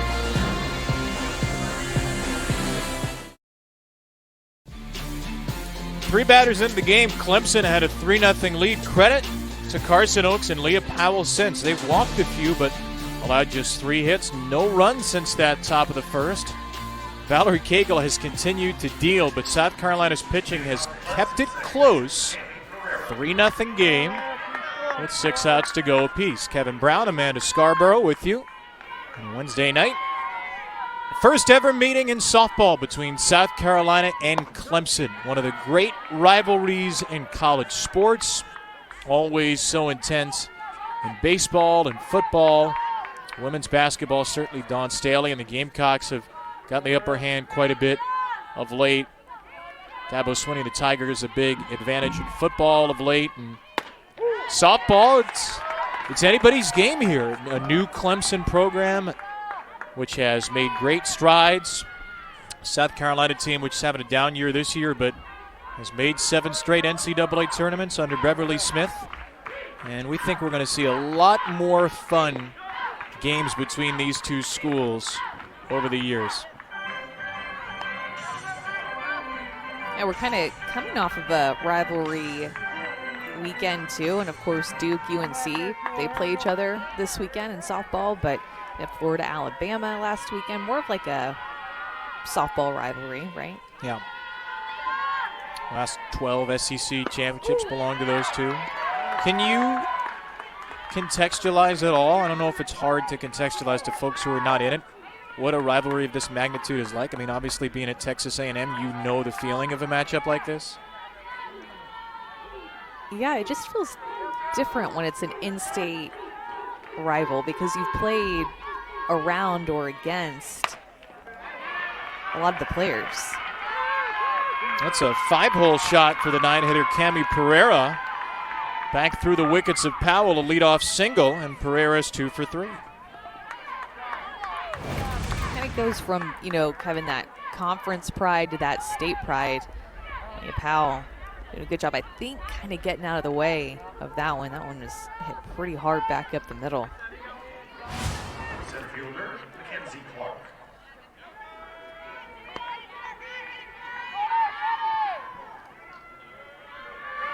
Mackenzie Clark now with 2 walks and a strikeout.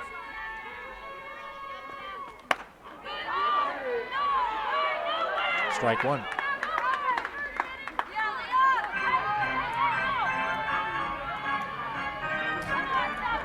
Powell was amused about something.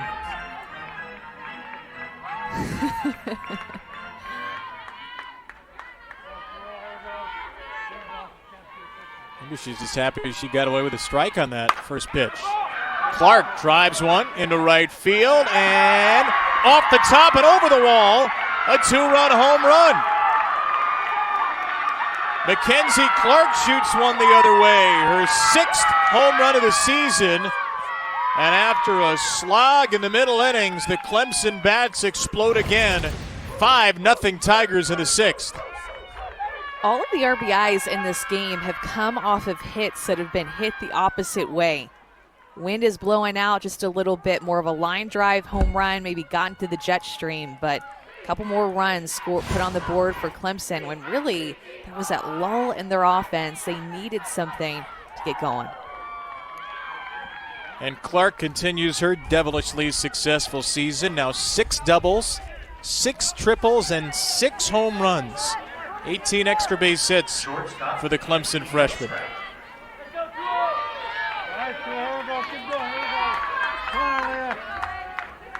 Still nobody out in the inning. Ansley Gilstrap.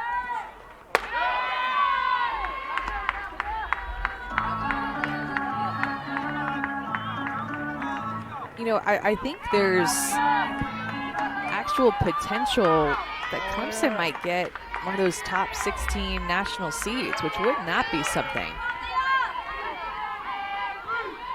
First full season as a program and already a contender to grab a national seed. I mean, that's just really unheard of, the way that they've been able to just transform into that just so quickly. Didn't even play an entire season last year, but started to gain traction. They had that win against Georgia and really started to take off their season from there, and then things ended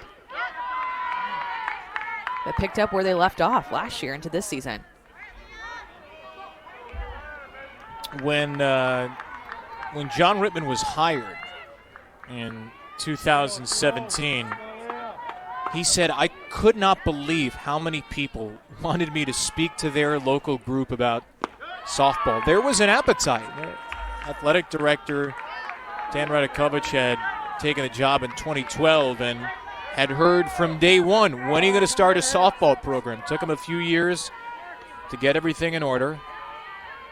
And John Rittman said, I knew what the support was going to be like in Fan Fest of last year.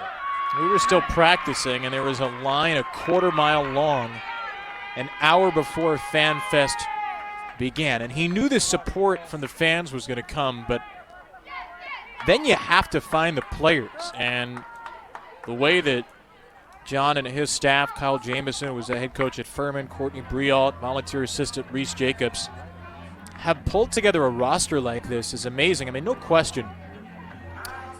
When you talk Clemson athletics, you're looking at amazing facilities and incredible financial support into athletics, but the word John Rittman used to us is pioneers. We asked him, how do you recruit players to a new program? He said, I want you to come and be pioneers, be on the ground floor of something new. And this has gone, I think, about as well as anybody, even that guy, could have reasonably hoped in their first full year.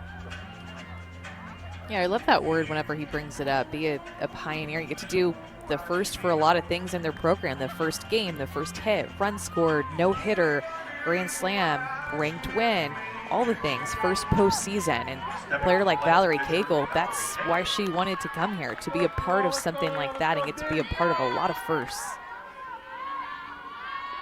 All right, get ready. Valerie Cagle's seen 4 pitches and 3 at-bats. She's put 3 of them, well, 2 in play, 1 over the fence. And she will swing here and knock it away foul. We haven't had a chance to talk about Cagle at the plate because she keeps putting everything in play. What is it that you see in her swing? What do you like about her as a hitter? You know, when she's really doing a good job and hitting the ball hard, her barrel gets on plane early and stays on there a long time.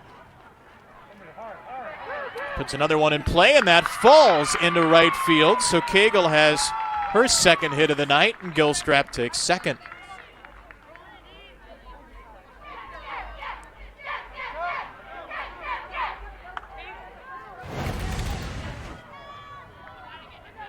She's able to battle off a pitch that's up and in her hands, but put some power behind it just to be able to get a CNI single in front of Gallagher out there in right field. Playing her deep, just respecting her power, gives her that room in front of the outfielders. Ariel Oda had come into play right field. Marissa Gambard is going to re-enter in this spot to bat. One of the leading home run hitters in the ACC, tied for 6th. Long ball here would put this in 8-run range. And Gambarda got one just toward the end of the bat into left field for the first out. You know, one thing about Cagle that she told me is that she used to actually hit right-handed, but they switched her at 12 because they wanted to make her a slapper, use her speed. That happens a lot, too, to fast, athletic kids when they're growing up. It's like, hey, you're really fast. Let's put you on the left side to where you can just have to put the ball on the ground and run some things out. But clearly becoming more than a slapper, being able to drive the ball and hit for power. Well, Clemson's going to take Cagle out right now as a runner. Just to get her back in the dugout, get ready to pitch. Jaden Cheek is on to run.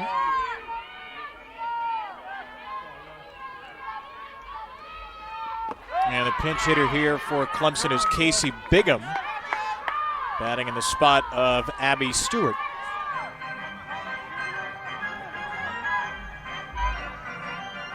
Good time to try to grab some at-bats, maybe for both coaches here in the later innings of a midweek game. Bigham 1 for 2, 2 walks, all 4 games off the bench against BC, and contributed in 3 out of the 4 offensively.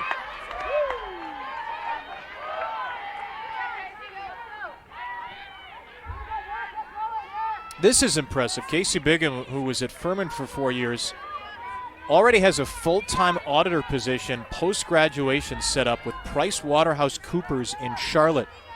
So comes to Clemson for their graduate program in accounting, and she's going to leave with a graduate degree, it looks like, and a full-time job, and now she gets to be a major part of a 32-4 softball team.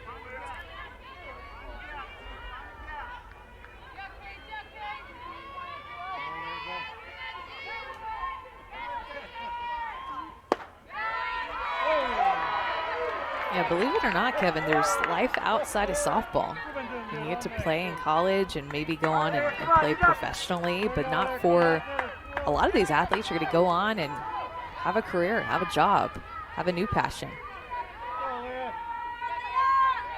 I do believe it.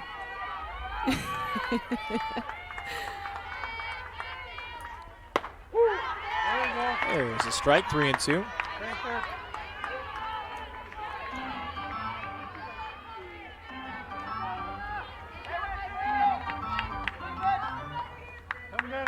Casey Bigham and a number of others able to take advantage of that extra year and stave off life after softball for one more season with the extra year of eligibility.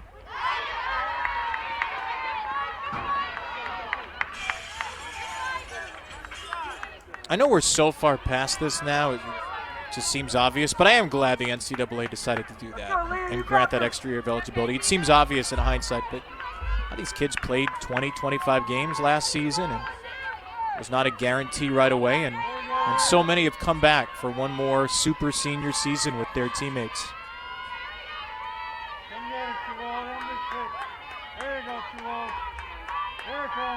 3-2.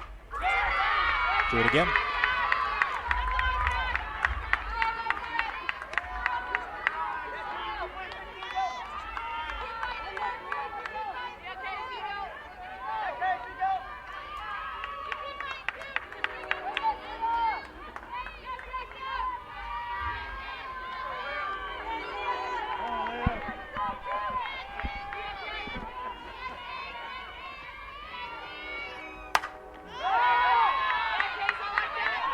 Casey's getting her money's worth here. 8 pitches, no result in her pitch hit at bat.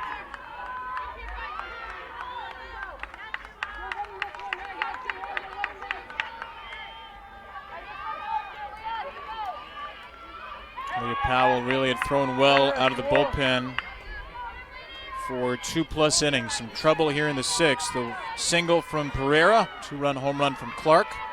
A walk, a single, a fly out. And now a walk of Bigham. Heck of a plate appearance there for Casey Bigham. 9 pitches, and she loads the bases up. And you can just feel the energy in the Clemson dugout, just so pumped for their teammate about that walk and the great plate appearance. It's a different feel to me with Clemson because they're just playing with this swag, this confidence, this energy. And they've been doing it really, Kevin, all year. This isn't something that they just recently turned on. I feel like from the first time that I saw them play in February, they've been playing like this. Well, they're going to face a 4th pitcher, Kelsey O, into the circle for South Carolina. Trotar, Oaks, Powell, and now O trying to silence the Tiger bats.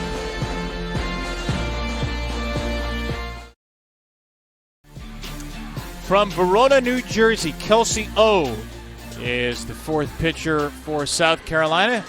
Gets herself in a bases-loaded 1-out jam, and she'll come on for the 22nd time this year. Yeah, works a little bit more up in the zone. Screw, rise, curve. Big appearance here, big opportunity for her to get in with the bases loaded and try to shut it down. Kaya Keller a little bit late on a first pitch strike.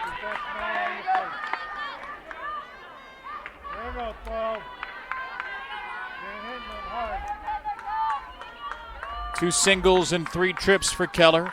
Clemson has 2 runs in the inning. Oh, with that elongated motion. Misses low, 1 ball, 1 strike.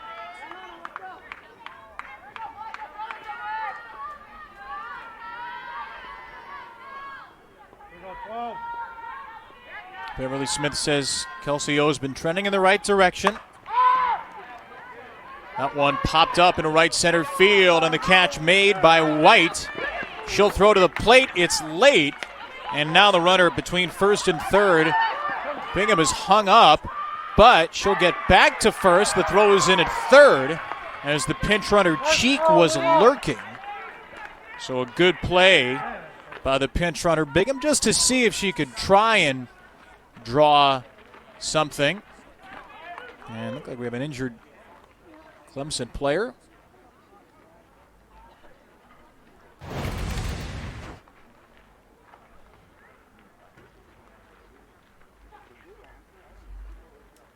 White goes in hard for this ball, makes a really good throw home. Just was a little bit late, and then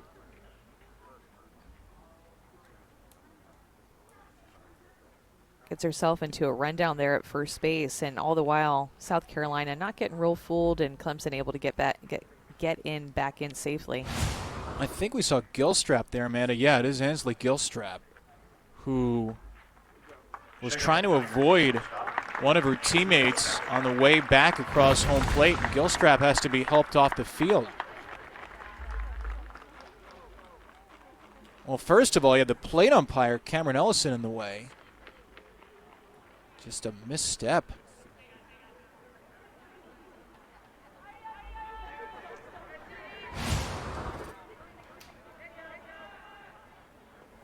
Boy, this is a real leader for Clemson and a really difficult thing to see. Ansley Gilstrap, who went over 1,000 days between games between 2018 at South Carolina Upstate and this year, has missed time for a number of different things. And migraines when she was at USC Upstate. Went in for an MRI, found out she was born with a brain malformation, had to have surgery, had a couple of spinal fluid leaks, has had 2 surgeries, been a major part of their team this year, so hopefully that's just a scary looking injury that isn't actually as bad as it might seem. Logaleo pops out, ends the inning. 3 more in the inning for Clemson. The big blow, this 2-run home run from Mackenzie Clark. Going Oppo, second opposite field home run for Clemson in this game. More of a line drive. It's been all Clemson's offense in this game. South Carolina looking to score.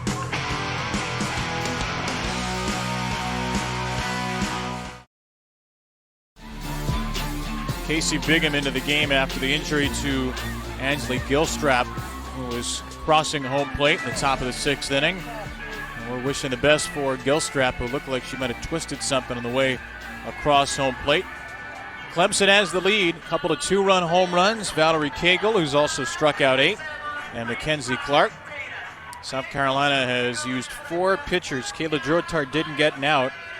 Oaks and Powell 2 2/3 innings each, and O got the last 2 outs in the top of the 6th.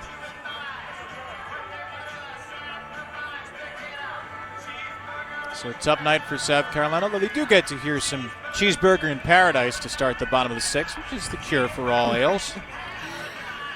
You Parrot Head, Scarborough? I don't really know what that is. So no, you're not. No. Huge Jimmy Buffett fan is a Parrot Head. Oh. Yeah. I wouldn't quite call myself a Parrot Head, no.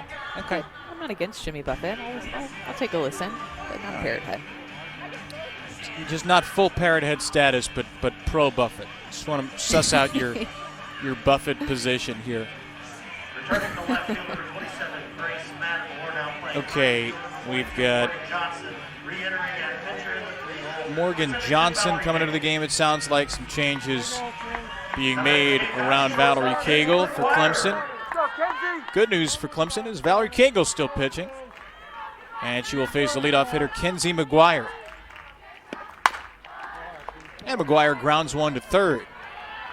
Logaleo throws her out.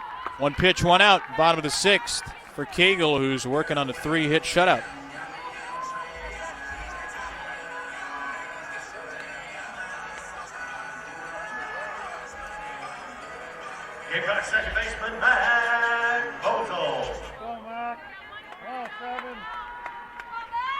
Mac. Here's Mack. Still sitting on 33, Mac Bozel. 33 home runs tied for the school record, so has 33 RBIs this year. Career .426 hitter, .547 on base, and this one stays on the infield to second. 3 pitches, 2 outs. Friday night, wow, this is a good one on the SEC network. The first of a 3-game weekend series between 2 of the top 4 teams in the country, Mississippi State and the Vandy boys. Kumar Rocker should throw for Vanderbilt, possible top 5 pick. Christian McLeod might be a first or second round pick as well for Mississippi State. A game not to miss, 8 Eastern, 7 Central on Friday night. What an awesome series that's going to be. I feel like every time I look up, it's a top 3, top 4 matchup in the SEC in a conference game. Both teams played great series last week, and there were two top 6 series. Mississippi State beat Ole Miss, who was number 6, 2 out of 3. Vandy beat Tennessee, who was in the top 5, 2 out of 3. So you're not kidding. No exaggeration. SEC baseball, SEC softball right near the top of the mountain again this year. Gamecocks out of the ACC trying to get something going late, and Kayla Drotar is hit by an 0-2 pitch.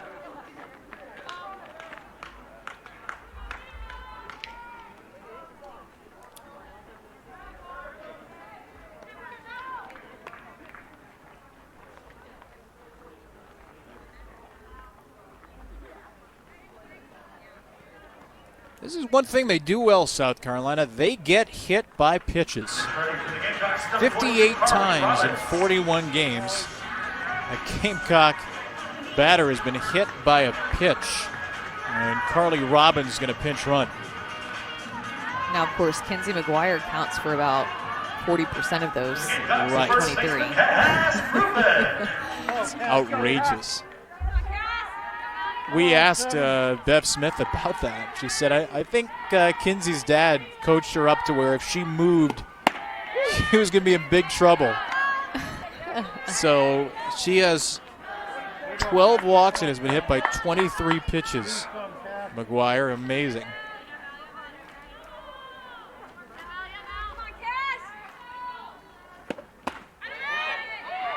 Speaking of that, McGuire and Bozel 0 for 5 on the night. Bozel has that walk. That's really the heartbeat of their offense. Both of those hitters hitting over 400. The 2 best hitters on their team. Just Cagle been able to shut them down. Keep them off the base pass.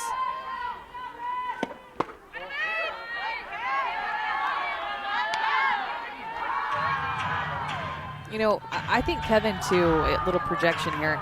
I think we're looking at Valerie Cagle as a top 10 finalist for National Player of the Year. The top 25 list will come out pretty soon, I believe next week, if I'm not mistaken. And I would almost bet we're going to see her name on that list, but with the way that she continues to get better as this season goes on, I would not be surprised to see her even in the top 10 list. Wow.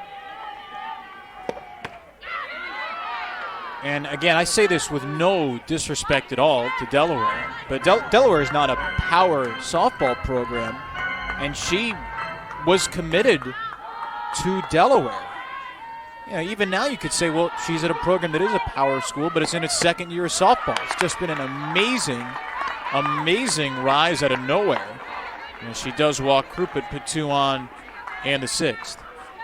Well, comparable player across the country, you know, that does what she does in terms of pitching and hitting is somebody like Rachel Garcia, who has won National Player of the Year before. She's the pitcher hitter at UCLA. She's also on Team USA, soon to be a Team USA Olympian. You were two-way player, man, in college. Can you give a sense of what a week is like for a two-way player compared to just a hitter or just a pitcher? Yeah, it's a lot mentally, and it's a lot physically too, because you want to be able to put in those extra reps into your swing, those extra reps into your pitching, and also into your defense. And so you're putting extra reps into all three facets of the game and working hard, and not just putting in the physical reps, but it's also the mental reps and thinking about every pitch, both in the circle and up at the plate, putting a lot of pressure and weight on yourself too at times, really high expectations to be perfect, even though perfection's going to be impossible, but you want to be perfect in both sides of the ball. So it's a balance, and you have to be mature definitely to be able to handle the ups and the downs in the circle and at the plate when they're going to come in a season.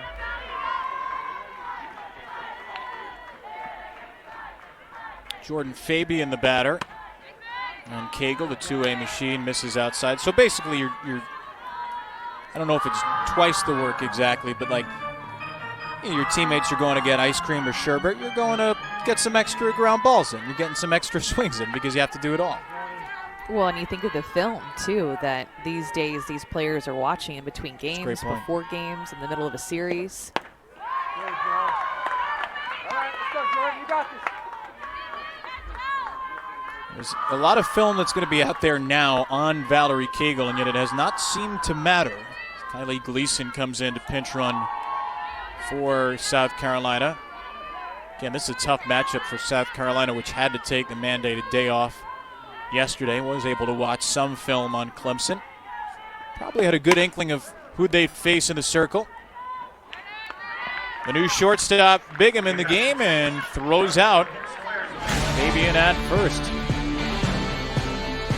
6 scoreless for Valerie Cagle. Just another day at the office.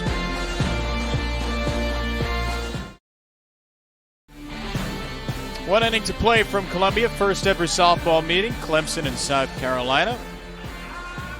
Tigers got 3 in the first, 3 in the sixth. It's been their night so far, trying to win a 13th game in a row. Go to 1-0 in the all-time series between these two. Kevin Brown, Amanda Scarborough. Noted Jimmy Buffett fan, Amanda Scarborough, alongside. I still can't believe you didn't know what a parrot head was. Yeah, I'm not 45 like you. I'm not a parrot head. Let's be very clear about this. Not a parrot head, even though 40 would have been the more appropriate number, because I know a pirate looks at that. But it's just a general knowledge thing. Like, you know what a deadhead is, right? Amanda, do you listen to music? This like you. That's movies and music and stuff. And what's wrong with that? I like pop culture. I'm in the zeitgeist. Way out of my league in those topics. Give me some Taylor Swift. All right, it's a Swiftie. You're a Swiftie. We've established your lane. We found your lane. We've zeroed in. Really zeroed in, yeah.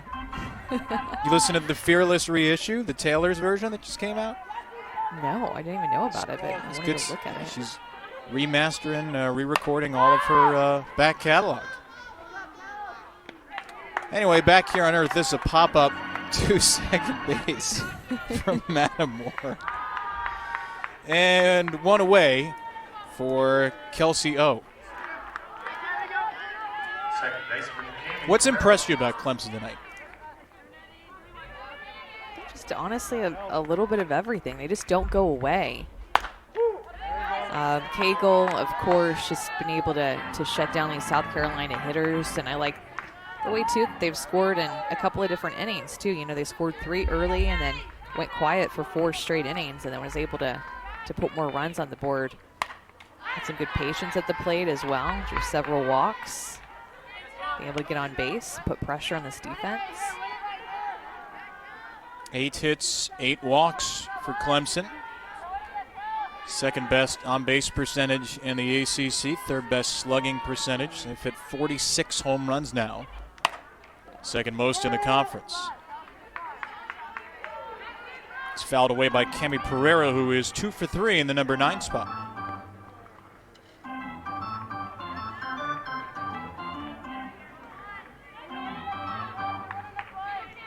I mentioned this before too, but I like the way that they've been able to use the opposite side of the field. Both their home runs come opposite way, and then Gilstrap's RBI also came in an opposite field double or single. I think I wrote that double, down yeah. wrong, but yeah. My unofficial count is 4 of their 8 hits have gone to the opposite field. But at the same time, in that same breath, they've been able to fight off up and in a couple of times. So they're protecting the outside part of the plate, but also being able to react to that inside pitch up and in on their hands, like a Cagle hit and a Pereira hit.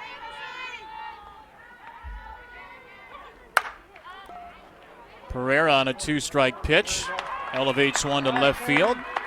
And out number 2 as Preble makes the play.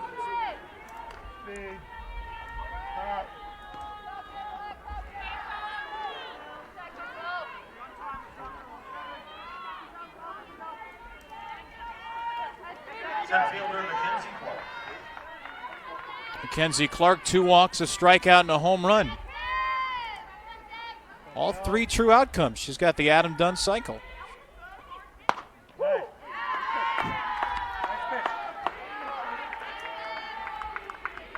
Clemson, finding themselves in second place in the ACC, just behind Florida State. They have NC State and then also Syracuse left on their schedule.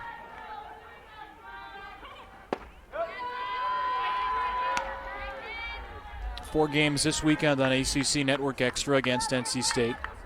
They played more games than most in the ACC, just the way the schedules worked out, but they'll certainly be the favorite to win those remaining 8 games.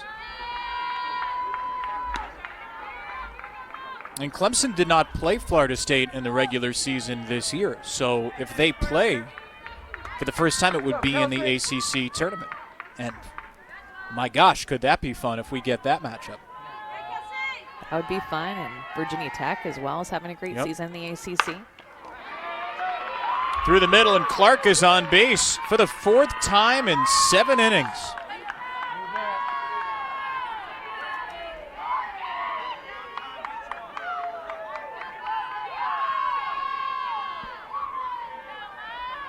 So they can go to the opposite field, they can fight off up and in, or they can just send it right back up the middle. Well, remember, there was one hit back at Leah Powell, too. So really being able to use all parts of the field. First at bat now for Morgan Johnson. This is the spot of Gilstrap. Came into the game at the DP spot when Bigham entered to play shortstop. Johnson has recovered nicely from a torn ACL last year. Homered this past Friday. 10 hits, 4 are home runs. 10 for 29, mostly as a pinch hitter.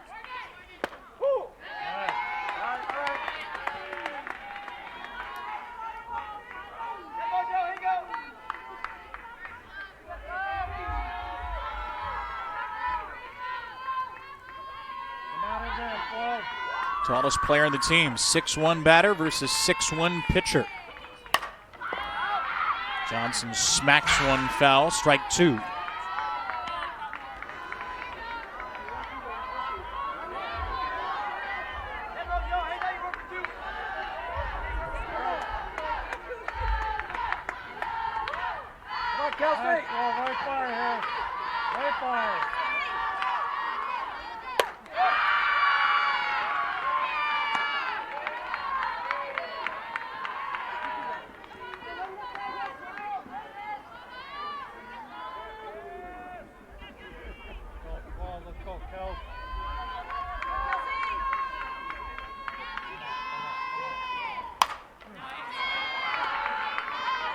Love the energy and the enthusiasm. Even down 6, you can hear from the South Carolina dugout and from the 400 or so fans who are here. Again, limited capacity, but some of the locals have showed up for the first of what we hope will be many meetings between these two and softball.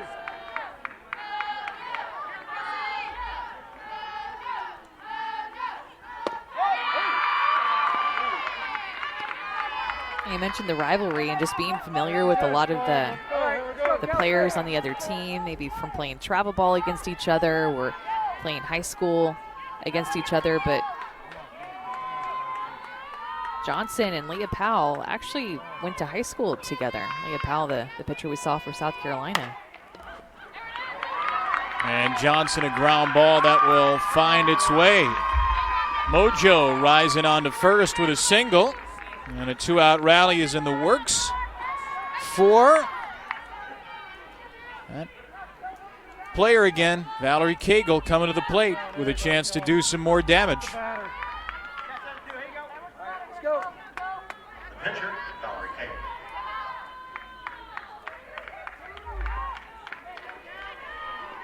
Home run and a single in 4 trips tonight. She is getting her money's worth.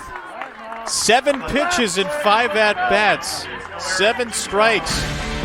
She didn't wait much. She wants to get back in the circle and close out another shutout.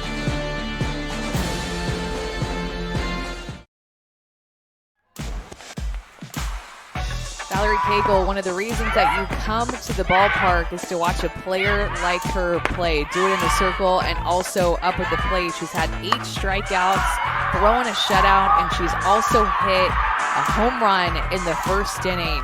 Clemson got out to that hot start, scoring 3 runs in the first. Truly, the player can do it all. The reigning ACC Pitcher of the Week, NFCA Pitcher of the Week. She's allowed 3 hits today, which comes as a bit of a shock after 2 no-hitters last week. But right now it's a 29 2/3 scoreless inning streak for Cagle. 6 groundouts over the last 2 innings, and this one beaten into the ground off the bat of Katie Preble. Preble has struck out twice. Cagle has not struck out a batter since the 4th, but again, she's kept it low. Only 1 out in the air, and that was a pop out to second off the bat of Drotar back in the 4th. Pitch number 92. There's ball 1 to Preble, number 6 hitter for South Carolina. White and Blampede due up after that for the fight in Alyssa Langs. Had to give a shout out to our SEC Network colleague. We know Marvel is enjoying the game. You know what we are? We're Marvel heads, Amanda. That's what we are. Absolutely. Yeah. I know that one for sure. Both Cinematic Universe and Dog. 1-2. Strike 3 swinging. First swing and miss induced since the 4th. And Cagle's got K number 9. I believe that was that off-speed rise ball. It's got that backward rotation, can give the hitter a different look of spin too. So tough to go up against her. Really is. And, you know, one thing that we haven't mentioned is just a great pitching staff, actually, that Clemson has with Millie Thompson and Reagan Spencer. Millie Thompson being just a really electric left-handed pitcher with a nasty changeup, and Reagan Spencer, who's really been coming on strong here for Clemson. One of the best pitching staffs. That Cagle's great, but they have a complete staff in the ACC.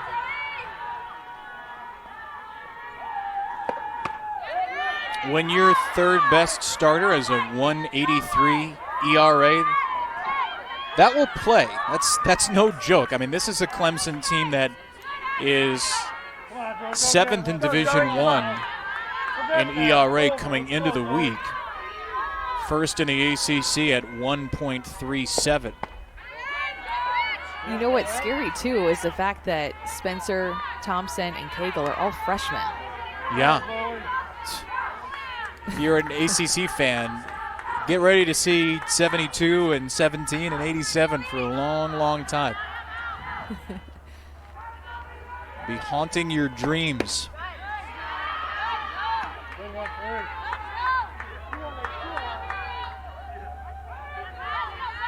Zoe Leno out of Marietta, Georgia, with a cardboard cutout. The young man with the giant sunglasses behind her. Always appreciate the cardboard cutout creativity.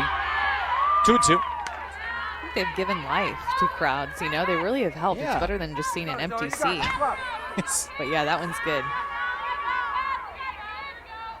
Got the Gamecock. I think I saw the Beef Link's Jerky Sasquatch in the crowd earlier. Not sure if he has an official mascot name. Did Leno go? No. Zoe did not go. No go for Leno, says Ken Jones. And there he is. There's a Sasquatch. Who's that with the mustache in front? That's somebody, I think. Yeah. I can't think of his name. It's probably somebody in movies, so I don't think you would know it. 3-2 to Leno is inside. Is it Tom Selleck? Is that what we're being told? Yes. Tom It is Selleck. The mustache should have given it away. There's Tommy. There's Magnum. A young Tom. I'm sure somebody's going to tell me, but why is Tom Selleck in the crowd? He went to USC, but Southern California, not South Carolina. Maybe people just like Tom Selleck. I don't know. The Gamecocks third baseman Riley Blampy. Let's go, Riley! Riley Blampede. And Blampede to second base. The play made at first by Pereira. Terrific play to keep that ground ball in the infield and out number 2.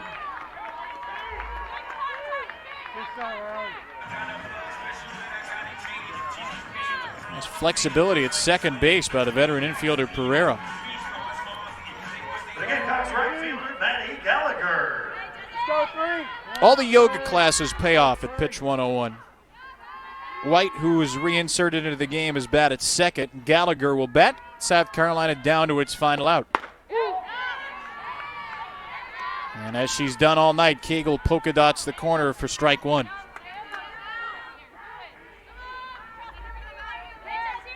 Go! You got it!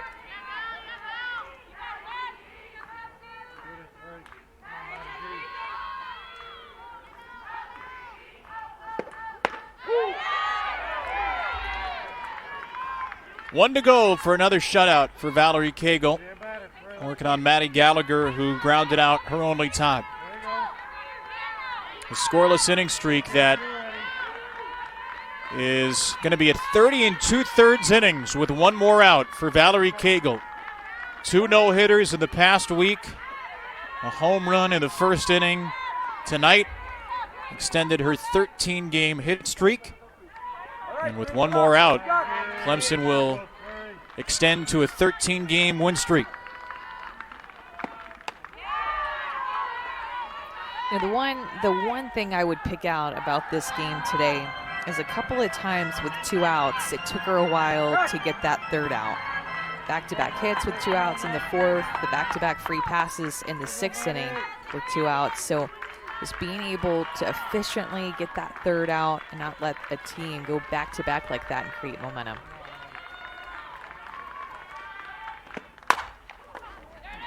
Gallagher grounds it to first base, and that's it. Another shutout for Valerie Cagle.